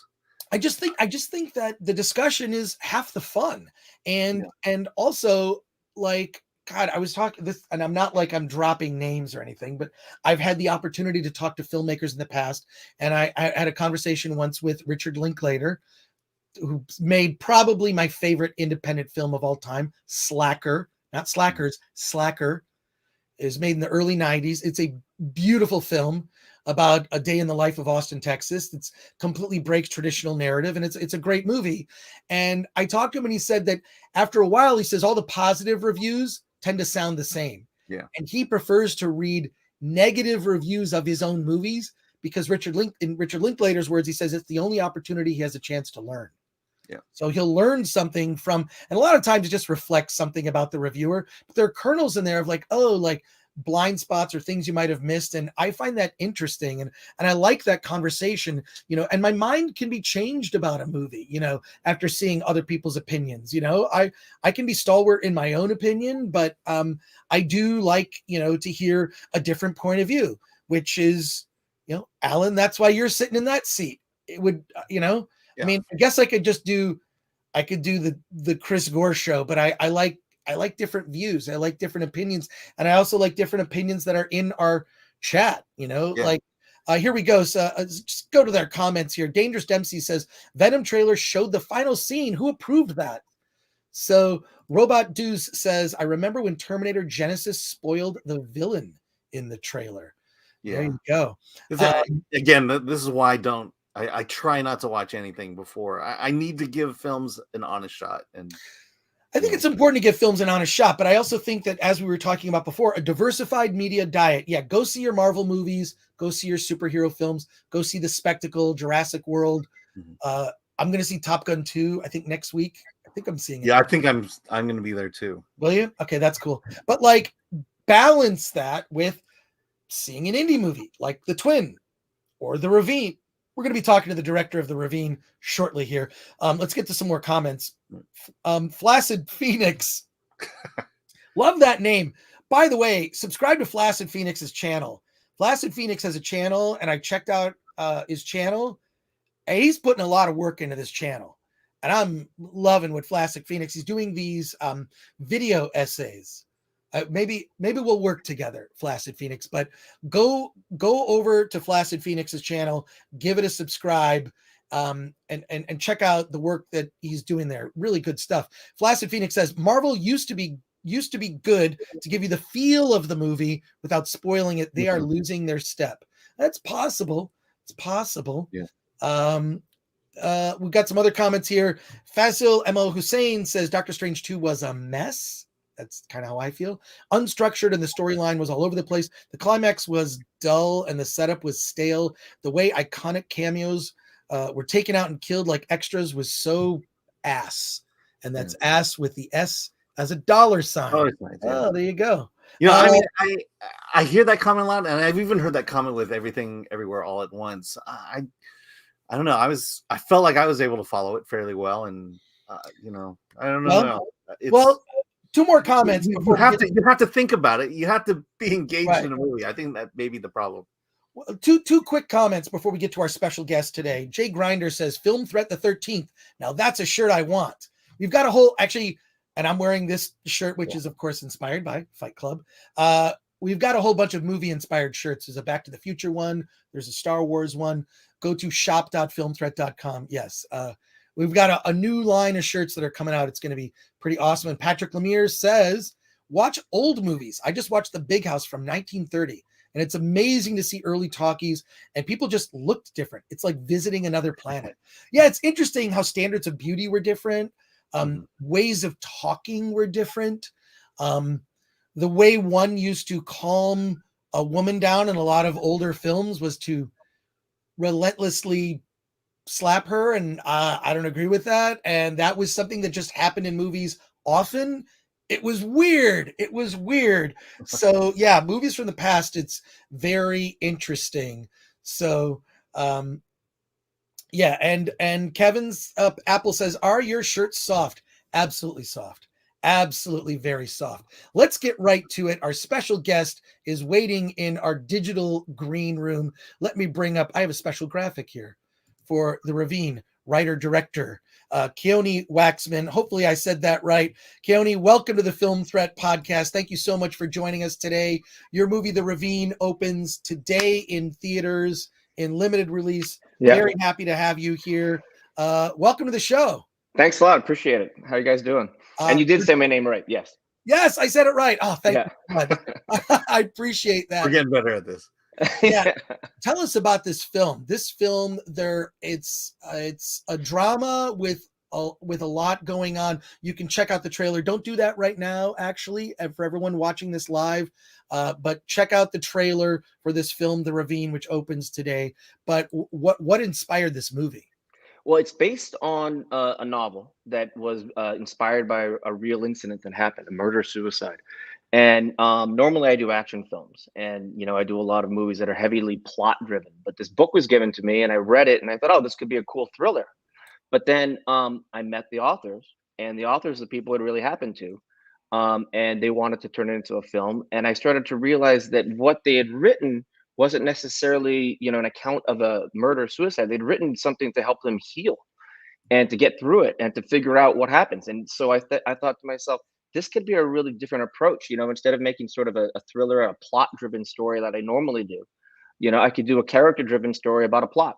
And so the idea became about trying to make it and kind of look into the idea of healing and collateral damage and all of this around something that I would normally, have a high body count for if I was actually shooting it a different way. So, that it was different. Well, I'll say this. The events in the film are horrific. I mean, and the tone of it, I didn't realize it was based on a true story. What was it like to deal with, the family that this happened to? It was it was actually great because they're such lovely people, and the whole book, the whole movie, everything was just their process of trying to understand it. And I think what really came out of it was, terrible things happen all over the place, as we all know. And when it happens that close, what do? Do you close down? Do you, fight back? And their thought was, let's show people that you can actually get through it. So it was always, they're on set, they produced the film. They were there the whole time, looking at locations, casting, everything. So it was always a sort of an inspiration for us making it, for the actors, for the crew, for everybody, that, we're not just doing something that, and there's nothing wrong with, and I've done a lot of plot driven fare. It's just a matter of this time, it's all, let's be sensitive to who the people are, because maybe that's what the movie's about. And what did you like as a director? You've done, tell us about some of your previous films. I know you've done a lot of big things. Well, I've done a lot of action movies. I've done a lot of Seagal movies in the past. I've done, so I've done some, smaller indies and this or that. This is the first time that this film was the first time in about 20 years that I only photographed maybe 2 weapons in the whole movie. Usually my body count is high.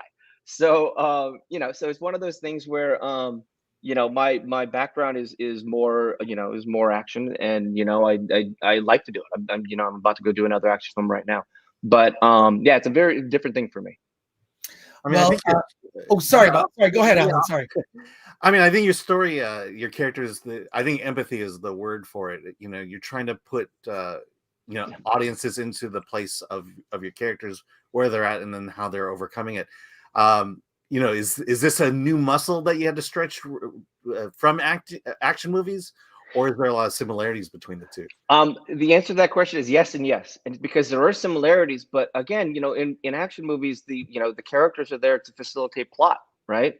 Mhm. And in this, it was the plot kind of was, you know, the characters, what they were doing. So you know, whereas normally we would be on to the next beat or on to the next action set piece, which is what you're, you know, you're doing in an action movie.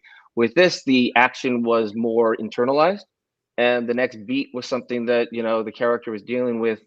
You know, like I was saying earlier to someone, you know, we're in these smaller spaces because you're also in a smaller arena, but you're with these bigger emotions. So it's different, but it's kind of the same thing, because at the end of the day, you want the audience to feel it regardless. Mhm. You know, whether it's somebody getting punched or thrown out a window, or someone getting a phone call saying that somebody died. So it was different for sure. You know, it was a little heavier, I think, too. You know, I mean, thank God we were in New Orleans, because it was like you leave and you're like, okay, I'm in New Orleans, this is better. But when you're shooting on set, you're like, wow, you know, this is some heavy stuff.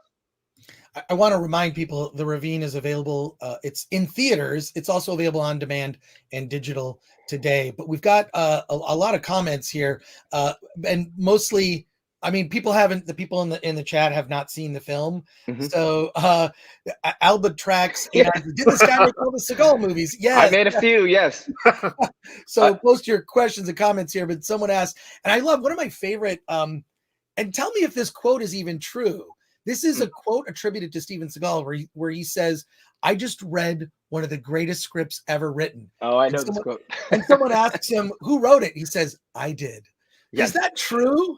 Okay, so I wasn't there when that supposedly happened, but I wouldn't doubt it. I mean, he you know, he has a you know, I worked. It's been a long time since I worked with him, but I did a lot of movies with him.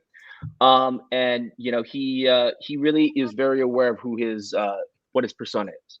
So a lot of the stories you hear are, it's not that they're not accurate, it's that, you know, his whole persona was very big and very, you know, and very you know, very what's the word I'm looking for? Very bombastic, if you want to use that term. But yeah, you know, he beat people up on screen, he beat people up off screen. Well, here's a question from Solomon Thornton. Working with Seagal, how was that experience? You know, you know, I've done, and I'll say I've done, I don't know, maybe a dozen movies with him, and I like him. And but you know, doing a film with Steven is you're sort of, I always approached it like I was on a TV show, and I did a TV show with him. So it wasn't necessarily like I'm making a new movie. I was always working with the same character. I looked at him like an iconic character. You know, it's just like that's what he's vengeance personified.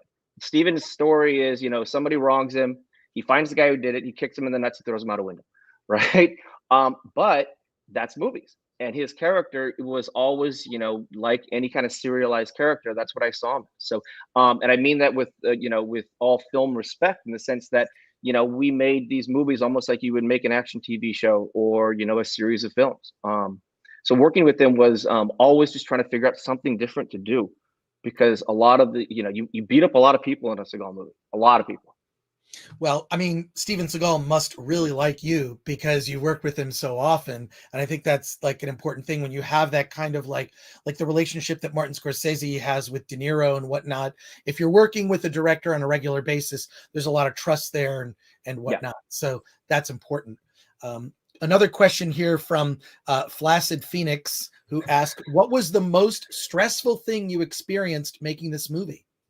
Making the Ravine, the most stressful thing, you know, it's interesting. It's an interesting question because, you know, when you do action movies, you're dealing with technical stress, right? Because it's like, is that window going to break? Is that guy going to catch on fire?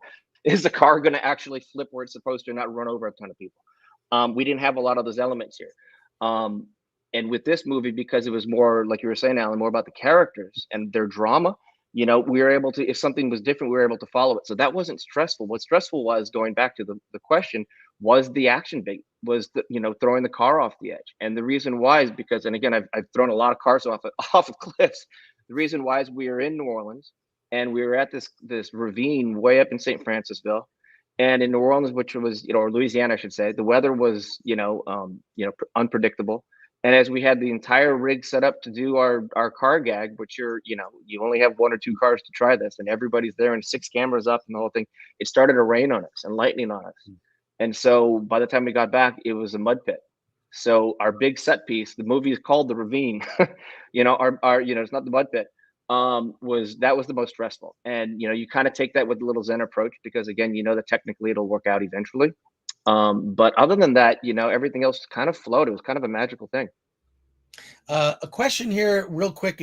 Andrew McNeil says, is this the guy that made the Kubrick doc with Leon Vitali? No. Okay. Different guy. Different guy. Different guy.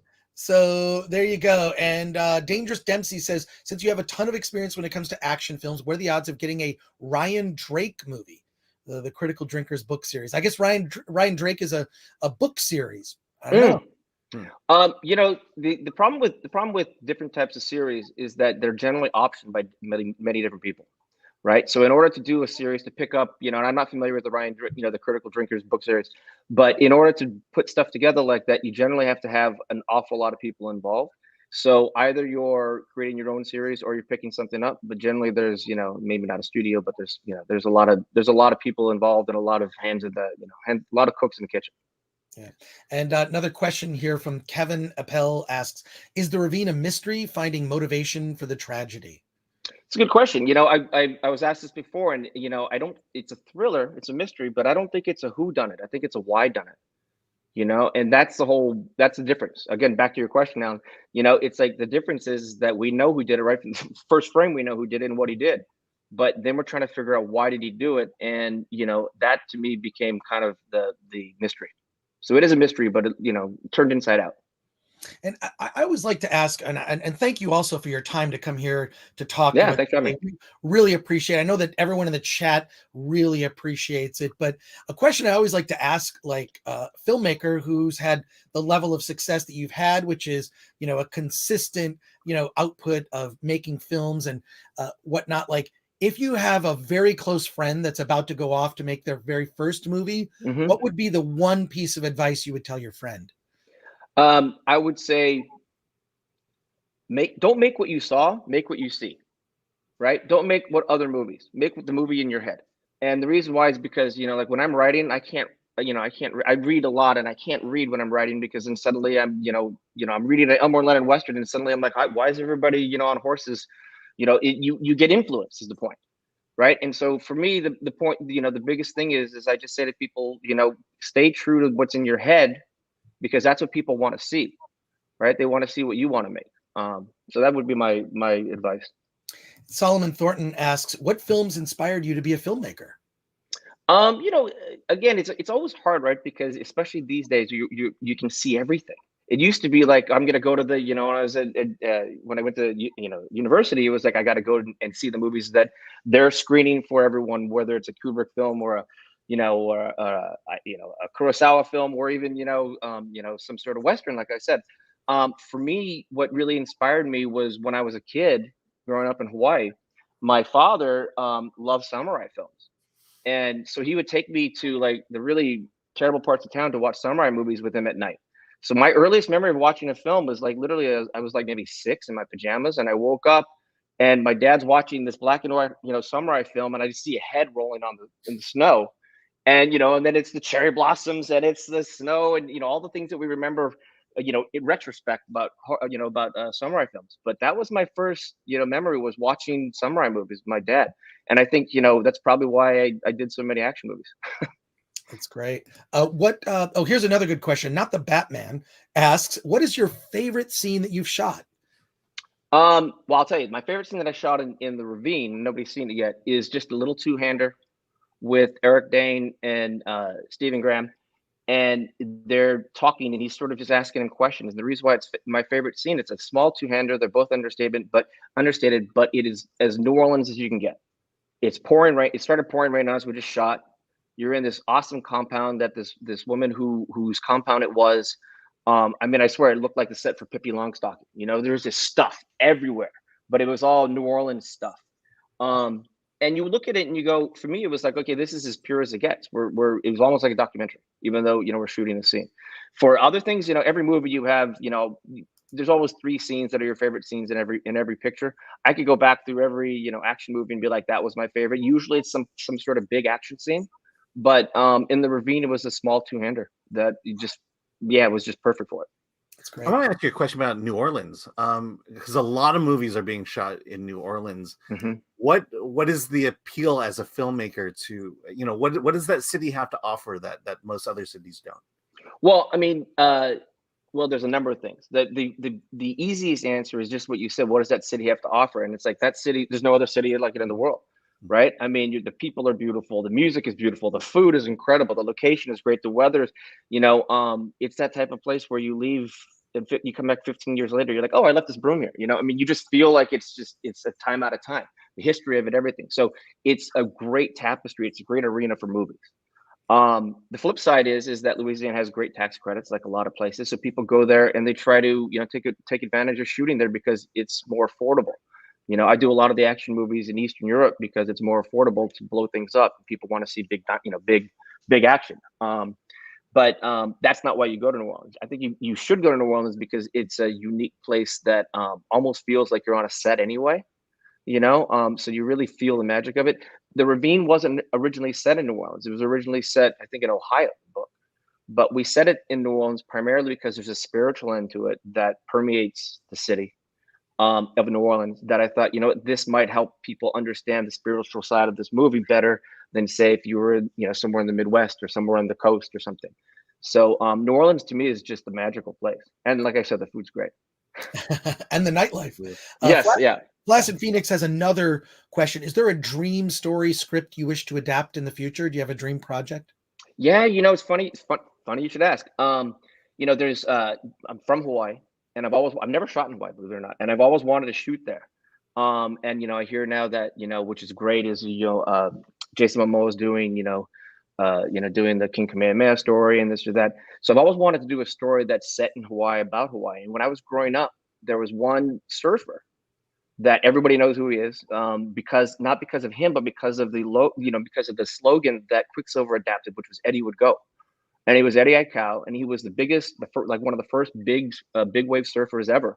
Waimea Bay, this, that, whatever. Like, he was an original beach boy. But his tragic story is, and it's a long story, so I'll cut to the chase, is that when I was growing up, the people in Hawaii built a boat called the Hokulea, which was, to sail around and show that they didn't need navigation. They could just navigate by the stars. And on its maiden voyage, it flipped and they were stranded. And Eddie Aikau was on that boat. And Eddie said, I'll paddle in, being the best, surfer ever. I'll paddle in and I'll get help. Paddled off. They never found him again. Disappeared. So it's a great life story, but you need the right guy. You need this or that. But if I could, I'd make that movie. Wow. More questions from our chat, and thank you, chat, for your amazing questions. Dangerous Dempsey asks, how much influence pressure is placed on you from executive types? This is probably more in the big studio movie world, but it seems that the common conception of filmmaking is that there are nefarious players in the background puppeteering a message. Do you feel any of that kind of pressure? I feel this maybe more applies to big studio movies, but what are your thoughts? Well, I think you're right. It applies to big studio movies because they're on message. And I don't think they're pushing a message. I think they're trying to push a brand, right? When you're dealing with the studio thing. So when they're pushing a brand, their brand might be this instead of that. And so the movies get skewed that way. From me working with like Netflix or something, they pretty much stay off of you. But their influence comes in when they decide they want to make your film. You write a script and you say, here's what I want. And they go, well, it's not enough action. It's not this, not that. You don't really get the influence of, make the character this, make the character that. You might change it because we can cast it better. Like I just talked about the Eddie Aikau movie, and they'd be like, how about we cast this guy from California? I'm like, well, he's not Hawaiian. You can't cast that guy. They're like, yeah, but he's a big star. And you go, oh, okay. So, you get influenced that way. But I don't think it's a nefarious attempt. I think it's more of a fumbling marketing approach that you run into. And Fletcher Williams asked, what advice would you give those who want to go into movies nowadays? It's a different time. It's a whole different world. Yeah. Yeah. What are your thoughts on that? Well, I mean, we all know, like, we're doing podcasts, we're doing this, we're doing that. I mean, like, everything, the access is there, right? When I first started, I mean, everybody, you shoot Super 8, you shoot 16, you cut the film, this or that. Now, where do you show it? You can show, it isn't a problem of showing your movie anymore. It's a problem still just making a movie. If you want to go to movies, there's no reason why you can't type and write something and print it and reprint it and rewrite it until you like it. There's no reason why you can't shoot something on your phone. I mean, there's great movies shot on phones. There's great commercials shot on phones. There's all kinds of things. And then you can post it anywhere. So really, I don't think it used to be that, making a film was hard, but distributing it was impossible. Now it's, you can show your film anywhere. So let's go back and just make it. And that just comes down to, do you have a story? If you have a story, make it. Make it for yourself. Don't make it for other people to see. Eventually people, if they like it, they'll say, oh, put in this guy from California to play a Hawaiian surfer. But those are good problems to have later down the road. Kevin Apple has a quick comment. Love New Orleans. So many areas never recovered from the floods, though. Entire neighborhoods of empty houses. Yeah. So it's interesting. Just to jump in there, I did a film there 15 years ago before we came back.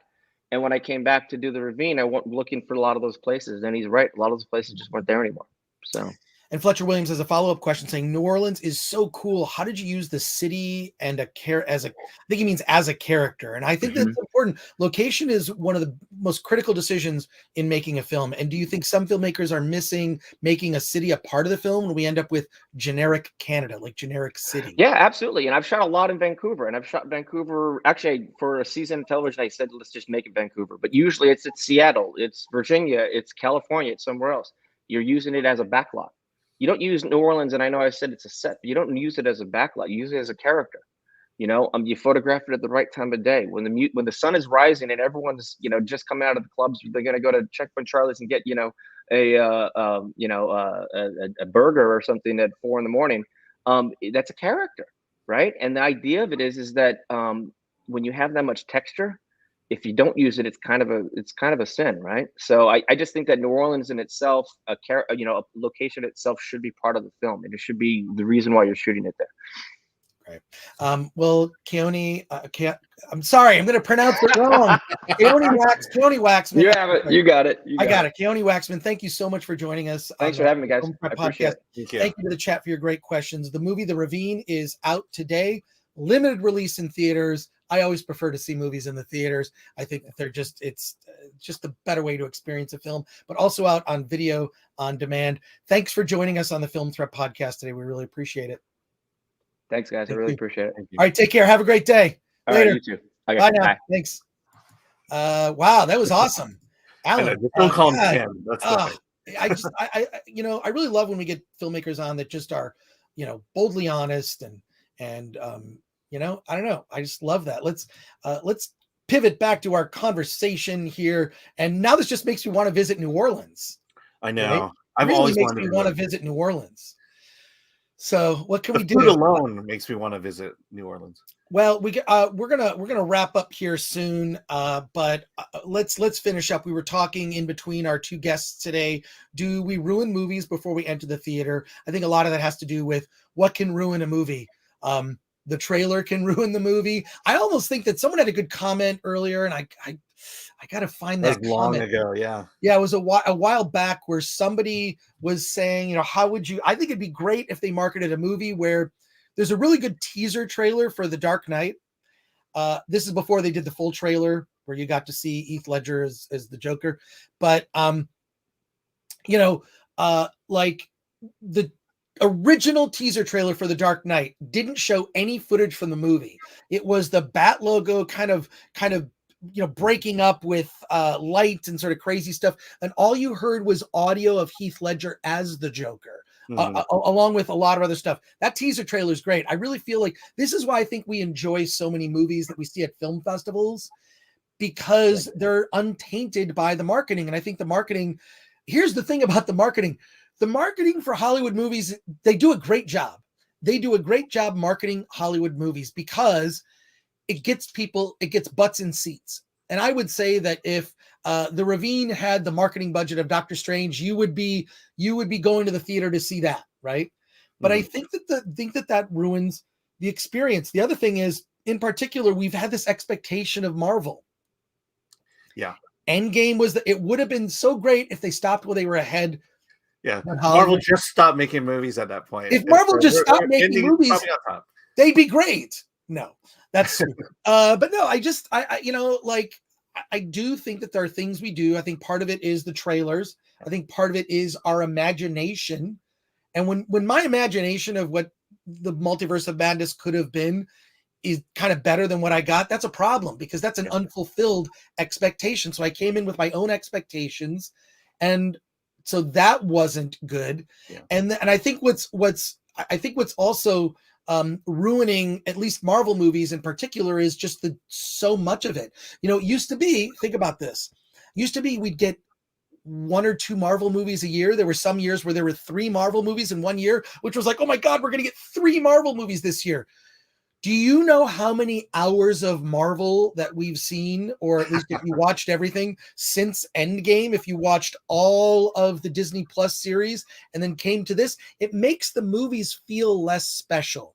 I want to know what you think of that, Alan, and I want to know what the chat thinks. But what are your thoughts on that? I feel like, is Marvel less special now because there's just too much of it?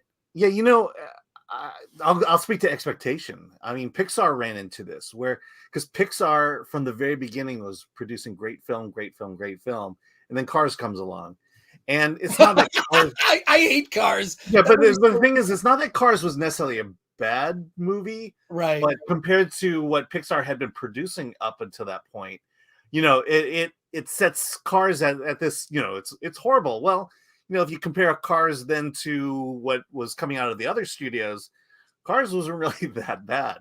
And I think Marvel found itself in that position, especially at Endgame, is, they were just on this win streak. And then when a movie just doesn't quite, hit that point of greatness, and it falls in the good category, then we automatically shove it down to the bad category. I think reputation says a lot. And when filmmakers, make that little minor slip up. Well, Flaccid Phoenix, Spielberg's first bad film? Flaccid Phoenix disagrees with you. Cars 2 is greater than all other movies. Yeah, Cars 2. Yeah, there you go. Yeah. Also, I'll say this: Last Jedi. I was in a conversation with a friend about Last Jedi. Love it or like it, doesn't matter.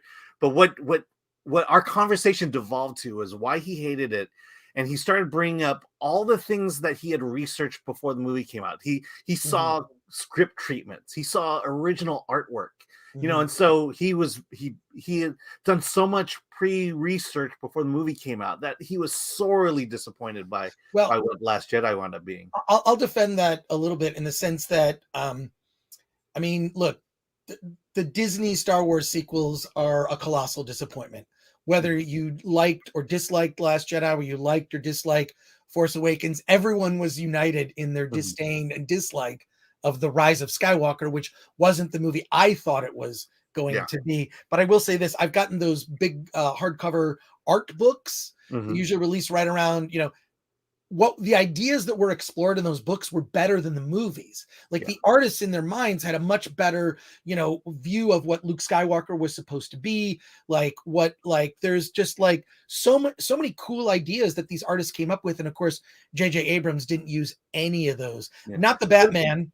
Yeah, but no, I would say that, when you do that kind of research, you are setting yourself up for a great fall. You think so? Because maybe the artwork that was presented was something that couldn't be pulled off, or was not germane to the story. And so I don't know why you would I don't know why you would take an audience, raise their expectations, and not put yourself in a point where you can't fulfill it.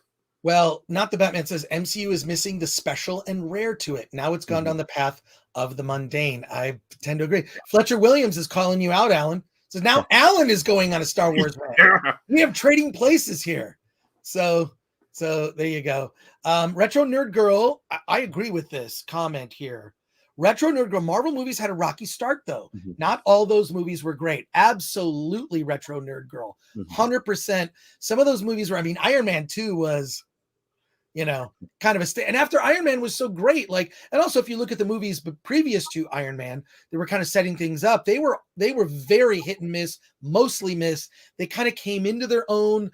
Marvel movies kind of came into their own when we got to the first Avengers movie. Yeah. I feel like the first Avengers movie was like, whoa, this is something special. We've never seen this before. We had individual movies for the Hulk, Iron Man, Thor, and Captain America, and then suddenly we have a movie where all four are together. Like, oh my God. There's that one shot where they kind of do the pivot around and you see all of them, including Black Widow and Hawkeye, and you're like, oh my God, like this is, like I never thought in my life that I would ever see that. And so the fact that we've seen, I think maybe we've also become spoiled. Maybe that's part of it too. Maybe we've become a little bit spoiled. Maybe audiences are assholes. Maybe I'm an asshole. It's our fault. It is definitely our fault.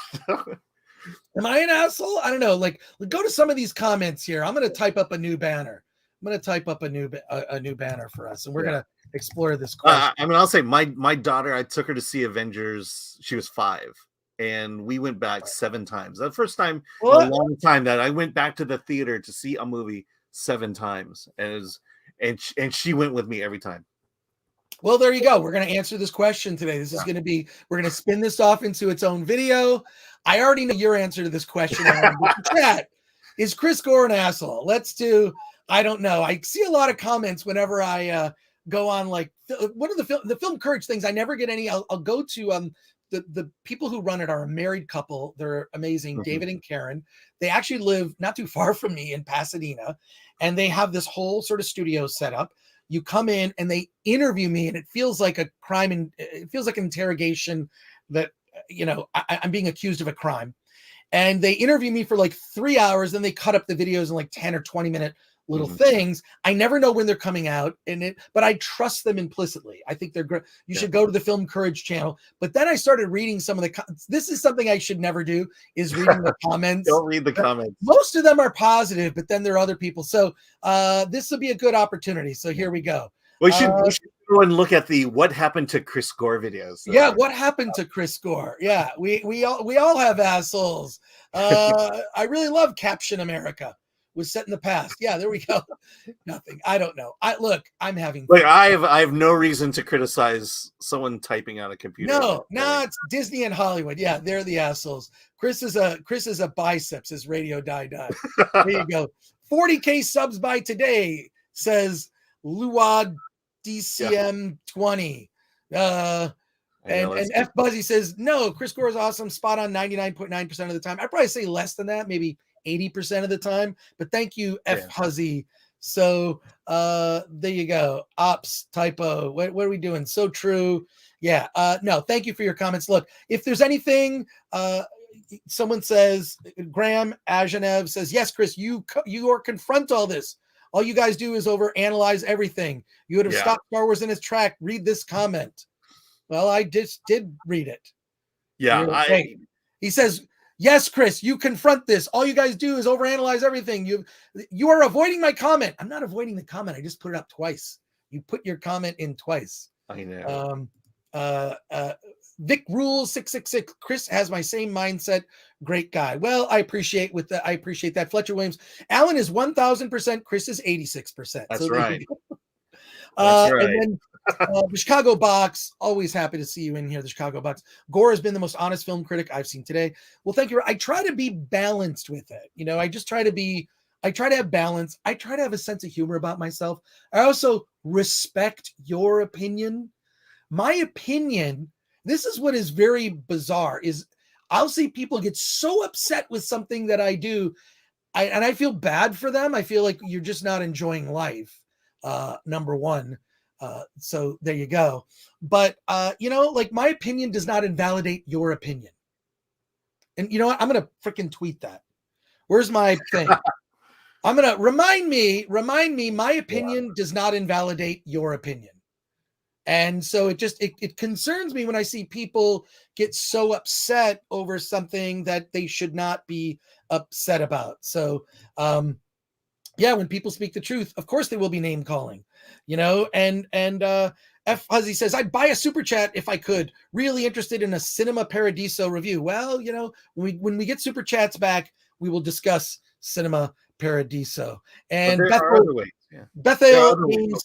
Bethel Games says, Chris is a softie, but still great indie support. I mean, I'm a softie in the sense that I enjoy the conversation. Like, let's engage in a conversation. I'm not going to call you a name. I'm not going to say anything to hurt your feelings because I respect you as a person. But if your feelings are hurt by my opinion about a movie, you might want to check yourself, because I don't think that that's very healthy. So, Liam in Wales, good to see you, Liam in Wales. It's good for a critic to be exposed to the public. I suspect a lot live in a bubble. That's true. That's true. And then wait a sec. Spaceballs. I mean, Chris is just like the friends I had growing up in SoCal. He's been real, the same person on every show I've seen him in. That's honesty, says Turo. Turo, thank you so much for your comment. And thank you. Turo is a talent. Turo is a talent. And one of these days you get to see something really cool that Turo, we're talking about something. So that's, I'm not gonna go into detail. Turo knows what I'm talking about. So by the way, Chicago Box was saying Spaceballs has the best asshole bit ever. Oh, that's true. Selena Sora says, well, that is the point of conversation. You talk, you tell your opinions, you exchange your points of view, and hopefully you both get something from the conversation and learn from it. Yes, that is, first of all, Selena Sora, thank you for your comment. But let me just say this. Let me add to that. That is how adults talk to each other. My fear is today we live at a time where people in adult-sized bodies have childlike views and opinions. And they're not able, they don't have the skills to engage in conversation. And this is why you see everything that's been happening at college campuses these days. I think it's because children acting like they've been dropped off by their parents, at preschool. They're children and they haven't been taught how to think. I really think it's important to learn how to think about things, how to analyze something. And I think that the educational system these days is really just trying to indoctrinate people and not teach children how to think for themselves. So there you go. I'm gonna text myself. Yeah. This is how I do anything, is I just text myself stuff as reminders. I'm going to text myself that thing, and you're going to be here when I came up. You can say you were here when I came up with the tweet that. Do you still remember the profound thing you said? What did I say? My opinion does not invalidate your opinion. Yeah. I always found that with conversations, you find that you have more in common than you don't. Well, there you go. Yeah. Okay. I'm going to tell my friend. I won't tweet that one. Okay, don't tweet it. I don't know. I just think that Twitter is a great tool, and I think that what Elon Musk has been trying. Let's make this a free speech place where we can have this conversation and not have it be a one-sided conversation. Vic Rules 666 says I emailed myself ideas. Well, I text myself, which is pretty funny. David Garcia says the Notes app. Yeah, it's so funny. Zin Zaku says, Chris, would you ever go on the new G4 to talk about movies like the old days? Kind of seems like a very different G4 now. I don't think they'd have me on. I think they're going a different direction. I think what they're trying to do is destroy the past, trying to leave the past behind them. It's a different G4, and that's fine. I actually have no issue with that. I think, and I'll say this in the defense of the current G4, even though Chicago Box says G4 is dead. G4 is dead.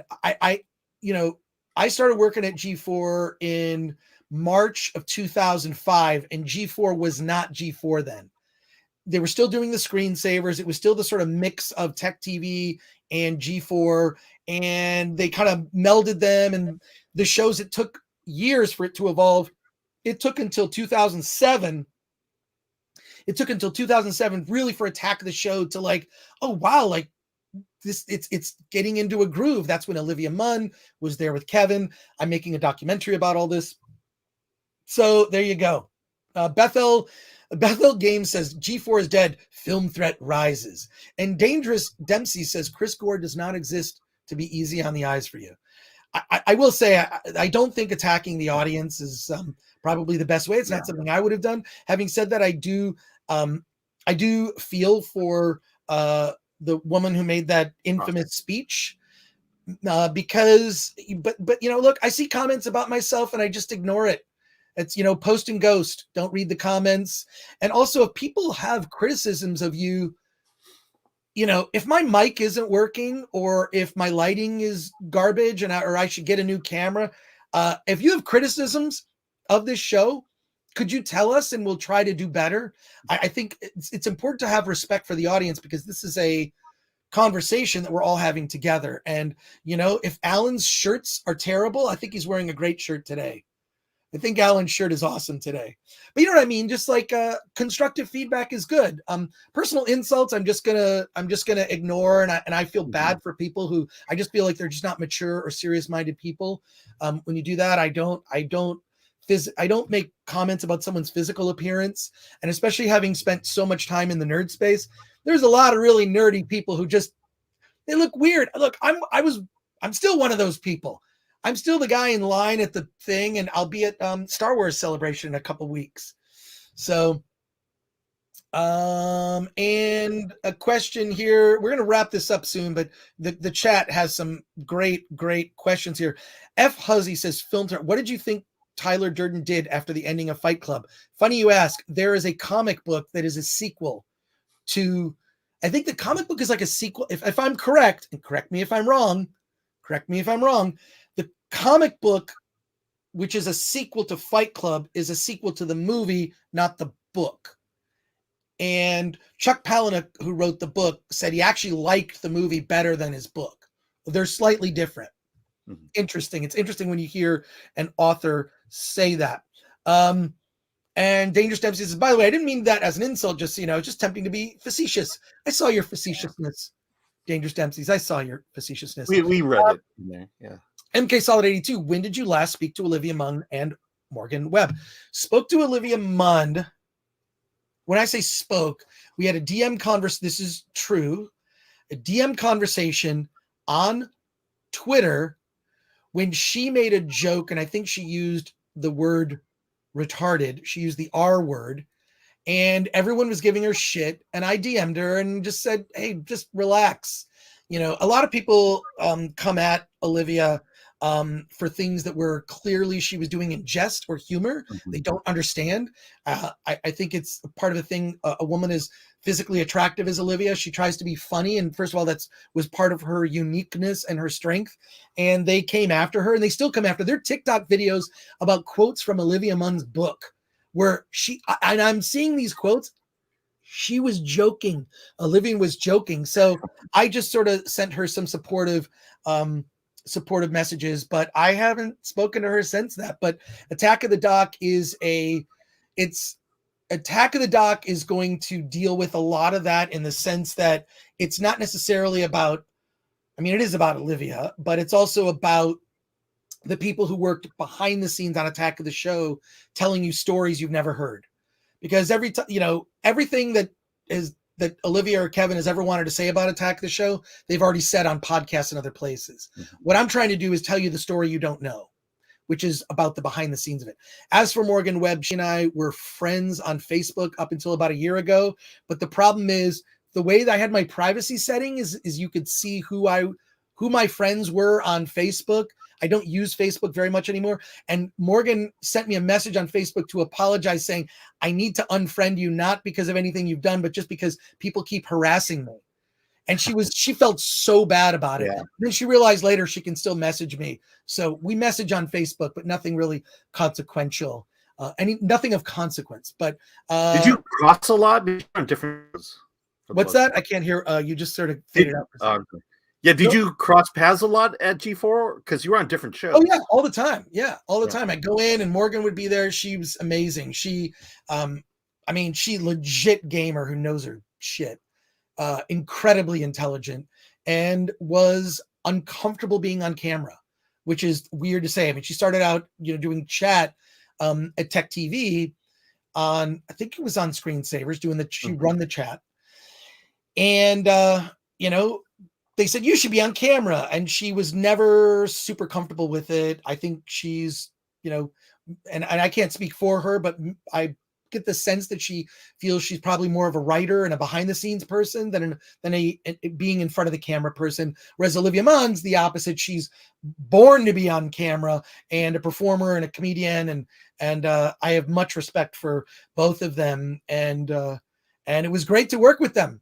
It was great. I mean, they're just, you know, I had three sisters growing up.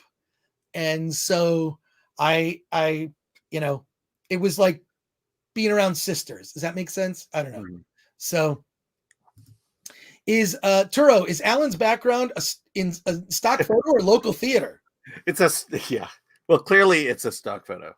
Yeah. You know, I don't have a good room to do this, and so that's why I use a green screen.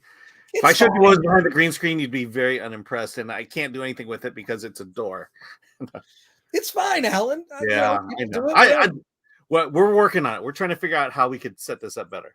And people, William Barr, Invaders from Mars gave me chills when I watched as a young boy. Absolutely. I appreciate, we did that thing with Hollywood on the Rocks. And we had the main actor and the guy who did the restoration. And yeah, Chicago Box says, Alan Moore is an old curmudgeon. That is true. 100% true. I interviewed Alan Moore once in an old issue of Film Threat magazine, the print magazine of Film Threat. I interviewed Alan Moore. Let me tell you the story. I interviewed Alan Moore. I interviewed people like Charles Bukowski. This is how I used to do interviews back in the 80s and 90s. Well, 80s, early 90s, not so much, but in the 80s, right?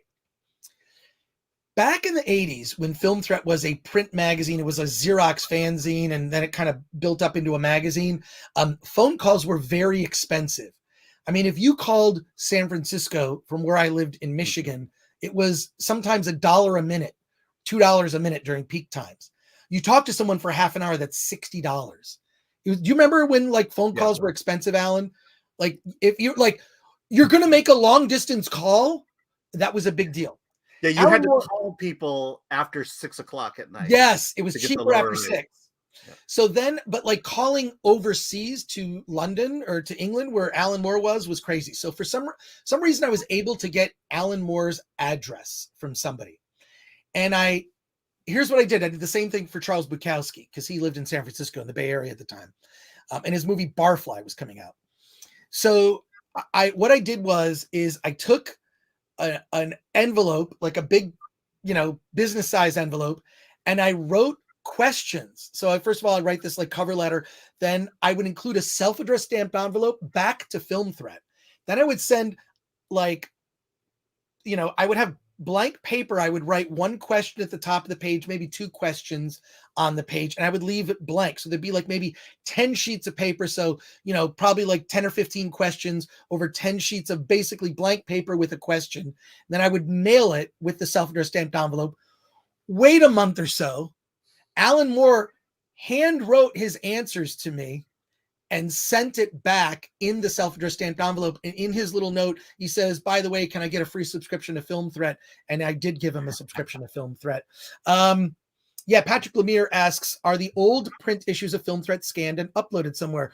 They used to be. I have scans. We're missing a couple issues. At some point, there is a documentary that is going to come out at some point, maybe next year or the year after. I know we're hoping next year that the Film Threat Sucks documentary will be at film festivals. That is the plan, is for that. We've been working on it for almost a decade. So yeah, I'd say a decade at this point. Yeah. From scanning stuff and whatnot. And what we want to do is we may do a Kickstarter to finish the movie.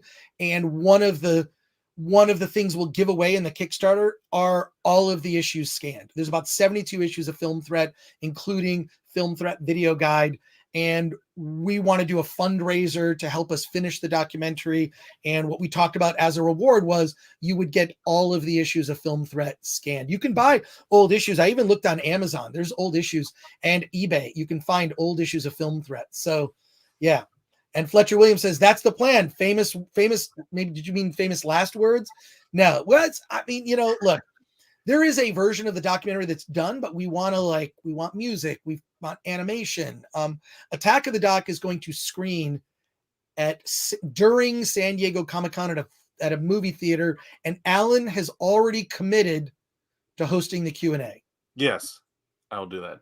Have you contacted that movie theater, by the way? No. Okay. Message me after this. Yeah, I'll send it to you. Message me after this. So there you go. And Alan Moore is now making fish porn. I didn't hear that. I know he's doing some masterclass thing. I saw on like Instagram. Yeah. He's doing like a masterclass. So there you go. Hey, we still have 166 people watching. So just want to say, smash that like button. Smash that subscribe button. Smash it, slap it, whatever you do, we're gonna sort of wrap up the show here. But I want to say thank you to you, Alan, for being my co-host here. That's been fun. It's been a pleasure. I was looking forward to it, to get into Doctor Strange. Yeah, and a couple quick comments here. Flaccid Phoenix, is Film Threat going to any cons besides San Diego Comic-Con? I did try to go to Dragon Con. I submitted and they rejected my application. But we will be, I'll tell you where we're going to be. I'm going to be at Star Wars Celebration in Anaheim at the end of May. I'm just going to be there. I'm not like a guest or anything. Yeah. I will just physically be there. I'm going to be drinking in the parking lot, tailgating. So if you see a guy with a giant R2-D2 cooler, it'll be filled with probably Coors Light, and I'll be in the parking lot. Come over and say hi. Yeah, by the Hilton. No, either that or the hotel bar. So look for me at the hotel bar at the Marriott or the Hilton, and I will be at Star Wars Celebration. I'm not really looking forward to it. I'm looking forward to seeing people there. I don't care really so much about what's happening in the Star Wars universe. I'm just not. The sequel trilogy being such an unsatisfying experience and dividing fandom so much, I think was and like people from Lucasfilm like going after fans for like, it's just I don't know. I don't. Yeah. Now my press credentials were denied, so I'm thinking. Oh, you were. I think it's because of you. Oh, it's probably definitely because of me. You ruined it for me. I bought a ticket. Oh, well, they rejected. I pitched them a podcast, doing a podcast there. They rejected that. I'll do a podcast in the parking lot. Let's do our thing live from Star Wars Celebration. There we go. We can do that. So yeah, we're going to be going to Star Wars Celebration. I'll be there. San Diego Comic-Con in July. I'm also going to do LA Comic-Con in the fall. Maybe one other. I don't know. I mean, if you watch the show with any regularity, you'll know what we're doing. The big thing that you can do is you can go to Award This. Celebrate Award This. I'll be there. Go to awardthis.com. There's a big thing at the top to get tickets. Get your tickets now. This event is going to sell out. There's only 400 seats. Okay. And I know half is gone. So we are going to sell out. And awardthis.com, you're going to get, you know what you're going to get? You're going to get, this book is going to be, it's a very rare book. It's a children's book that I did. That it's in the gift bag along with a Film Threat pint glass and popcorn and really cool stuff. And this is like, Alan, you didn't get to see this. I'm going to show you. This is a little trailer that was made. Wait, I think I have to go to the other branding on Hollywood on the Rocks. Here we go. But this is a little trailer for the book. So check this out. Celebrities poop, celebrities poop. Did you know that all celebrities poop? All celebrities eat, so all celebrities poop. Some make a big poop, and some make a small poop. Some wear a diaper when they make their doo-doo. All celebrities poop, yeah, all celebrities poop. Aww. So that book is going to be in the gift bag along with a lot of cool free stuff like this pint glass, among other things, will be in that. Some DVDs from Full Moon Entertainment. So pick yourself up a ticket to Award This at awardthis.com. I want to thank everybody in the chat for your great questions these days, with the great questions for our interview subjects. Every week, we're going to be bringing on filmmakers whose movies are out, independent filmmakers. We've got some great guests coming up, which is going to be great. And yes, Amber Heard was in the book. So there you go. I'm not trying to look, I got to figure out a way for people to buy it who really want to buy it. But yeah, you can just come to Award This if you can't make it there, Jose Contreras says, do any celebrities poop on the bed? Absolutely. Absolutely. Retro Nerd Girl says, great show as always. Thank you, Retro Nerd Girl. We appreciate it. Robot Dues, lol. I appreciate the lols. But yeah, Award This. If you cannot get a ticket to the show or you're unable, whatever, it's Saturday, May 21st. There's a red carpet, cocktails before the show, and an unofficial after party. I'll tell you where that is later. But yeah, check it out. You'll be able to watch the show on YouTube live. live on YouTube on our channel. So there you go. Alan, yeah. And the last thing, you can follow me. I'm that Chris Gore and everything. Follow me on Twitter and say something nice, which would be mostly what people don't do on Twitter. Yeah. So there you go. And Solomon Thornton wrapping it up says, thanks again. Live long and prosper. Alan, what do we always like to say when we end the show? Let's get out of here.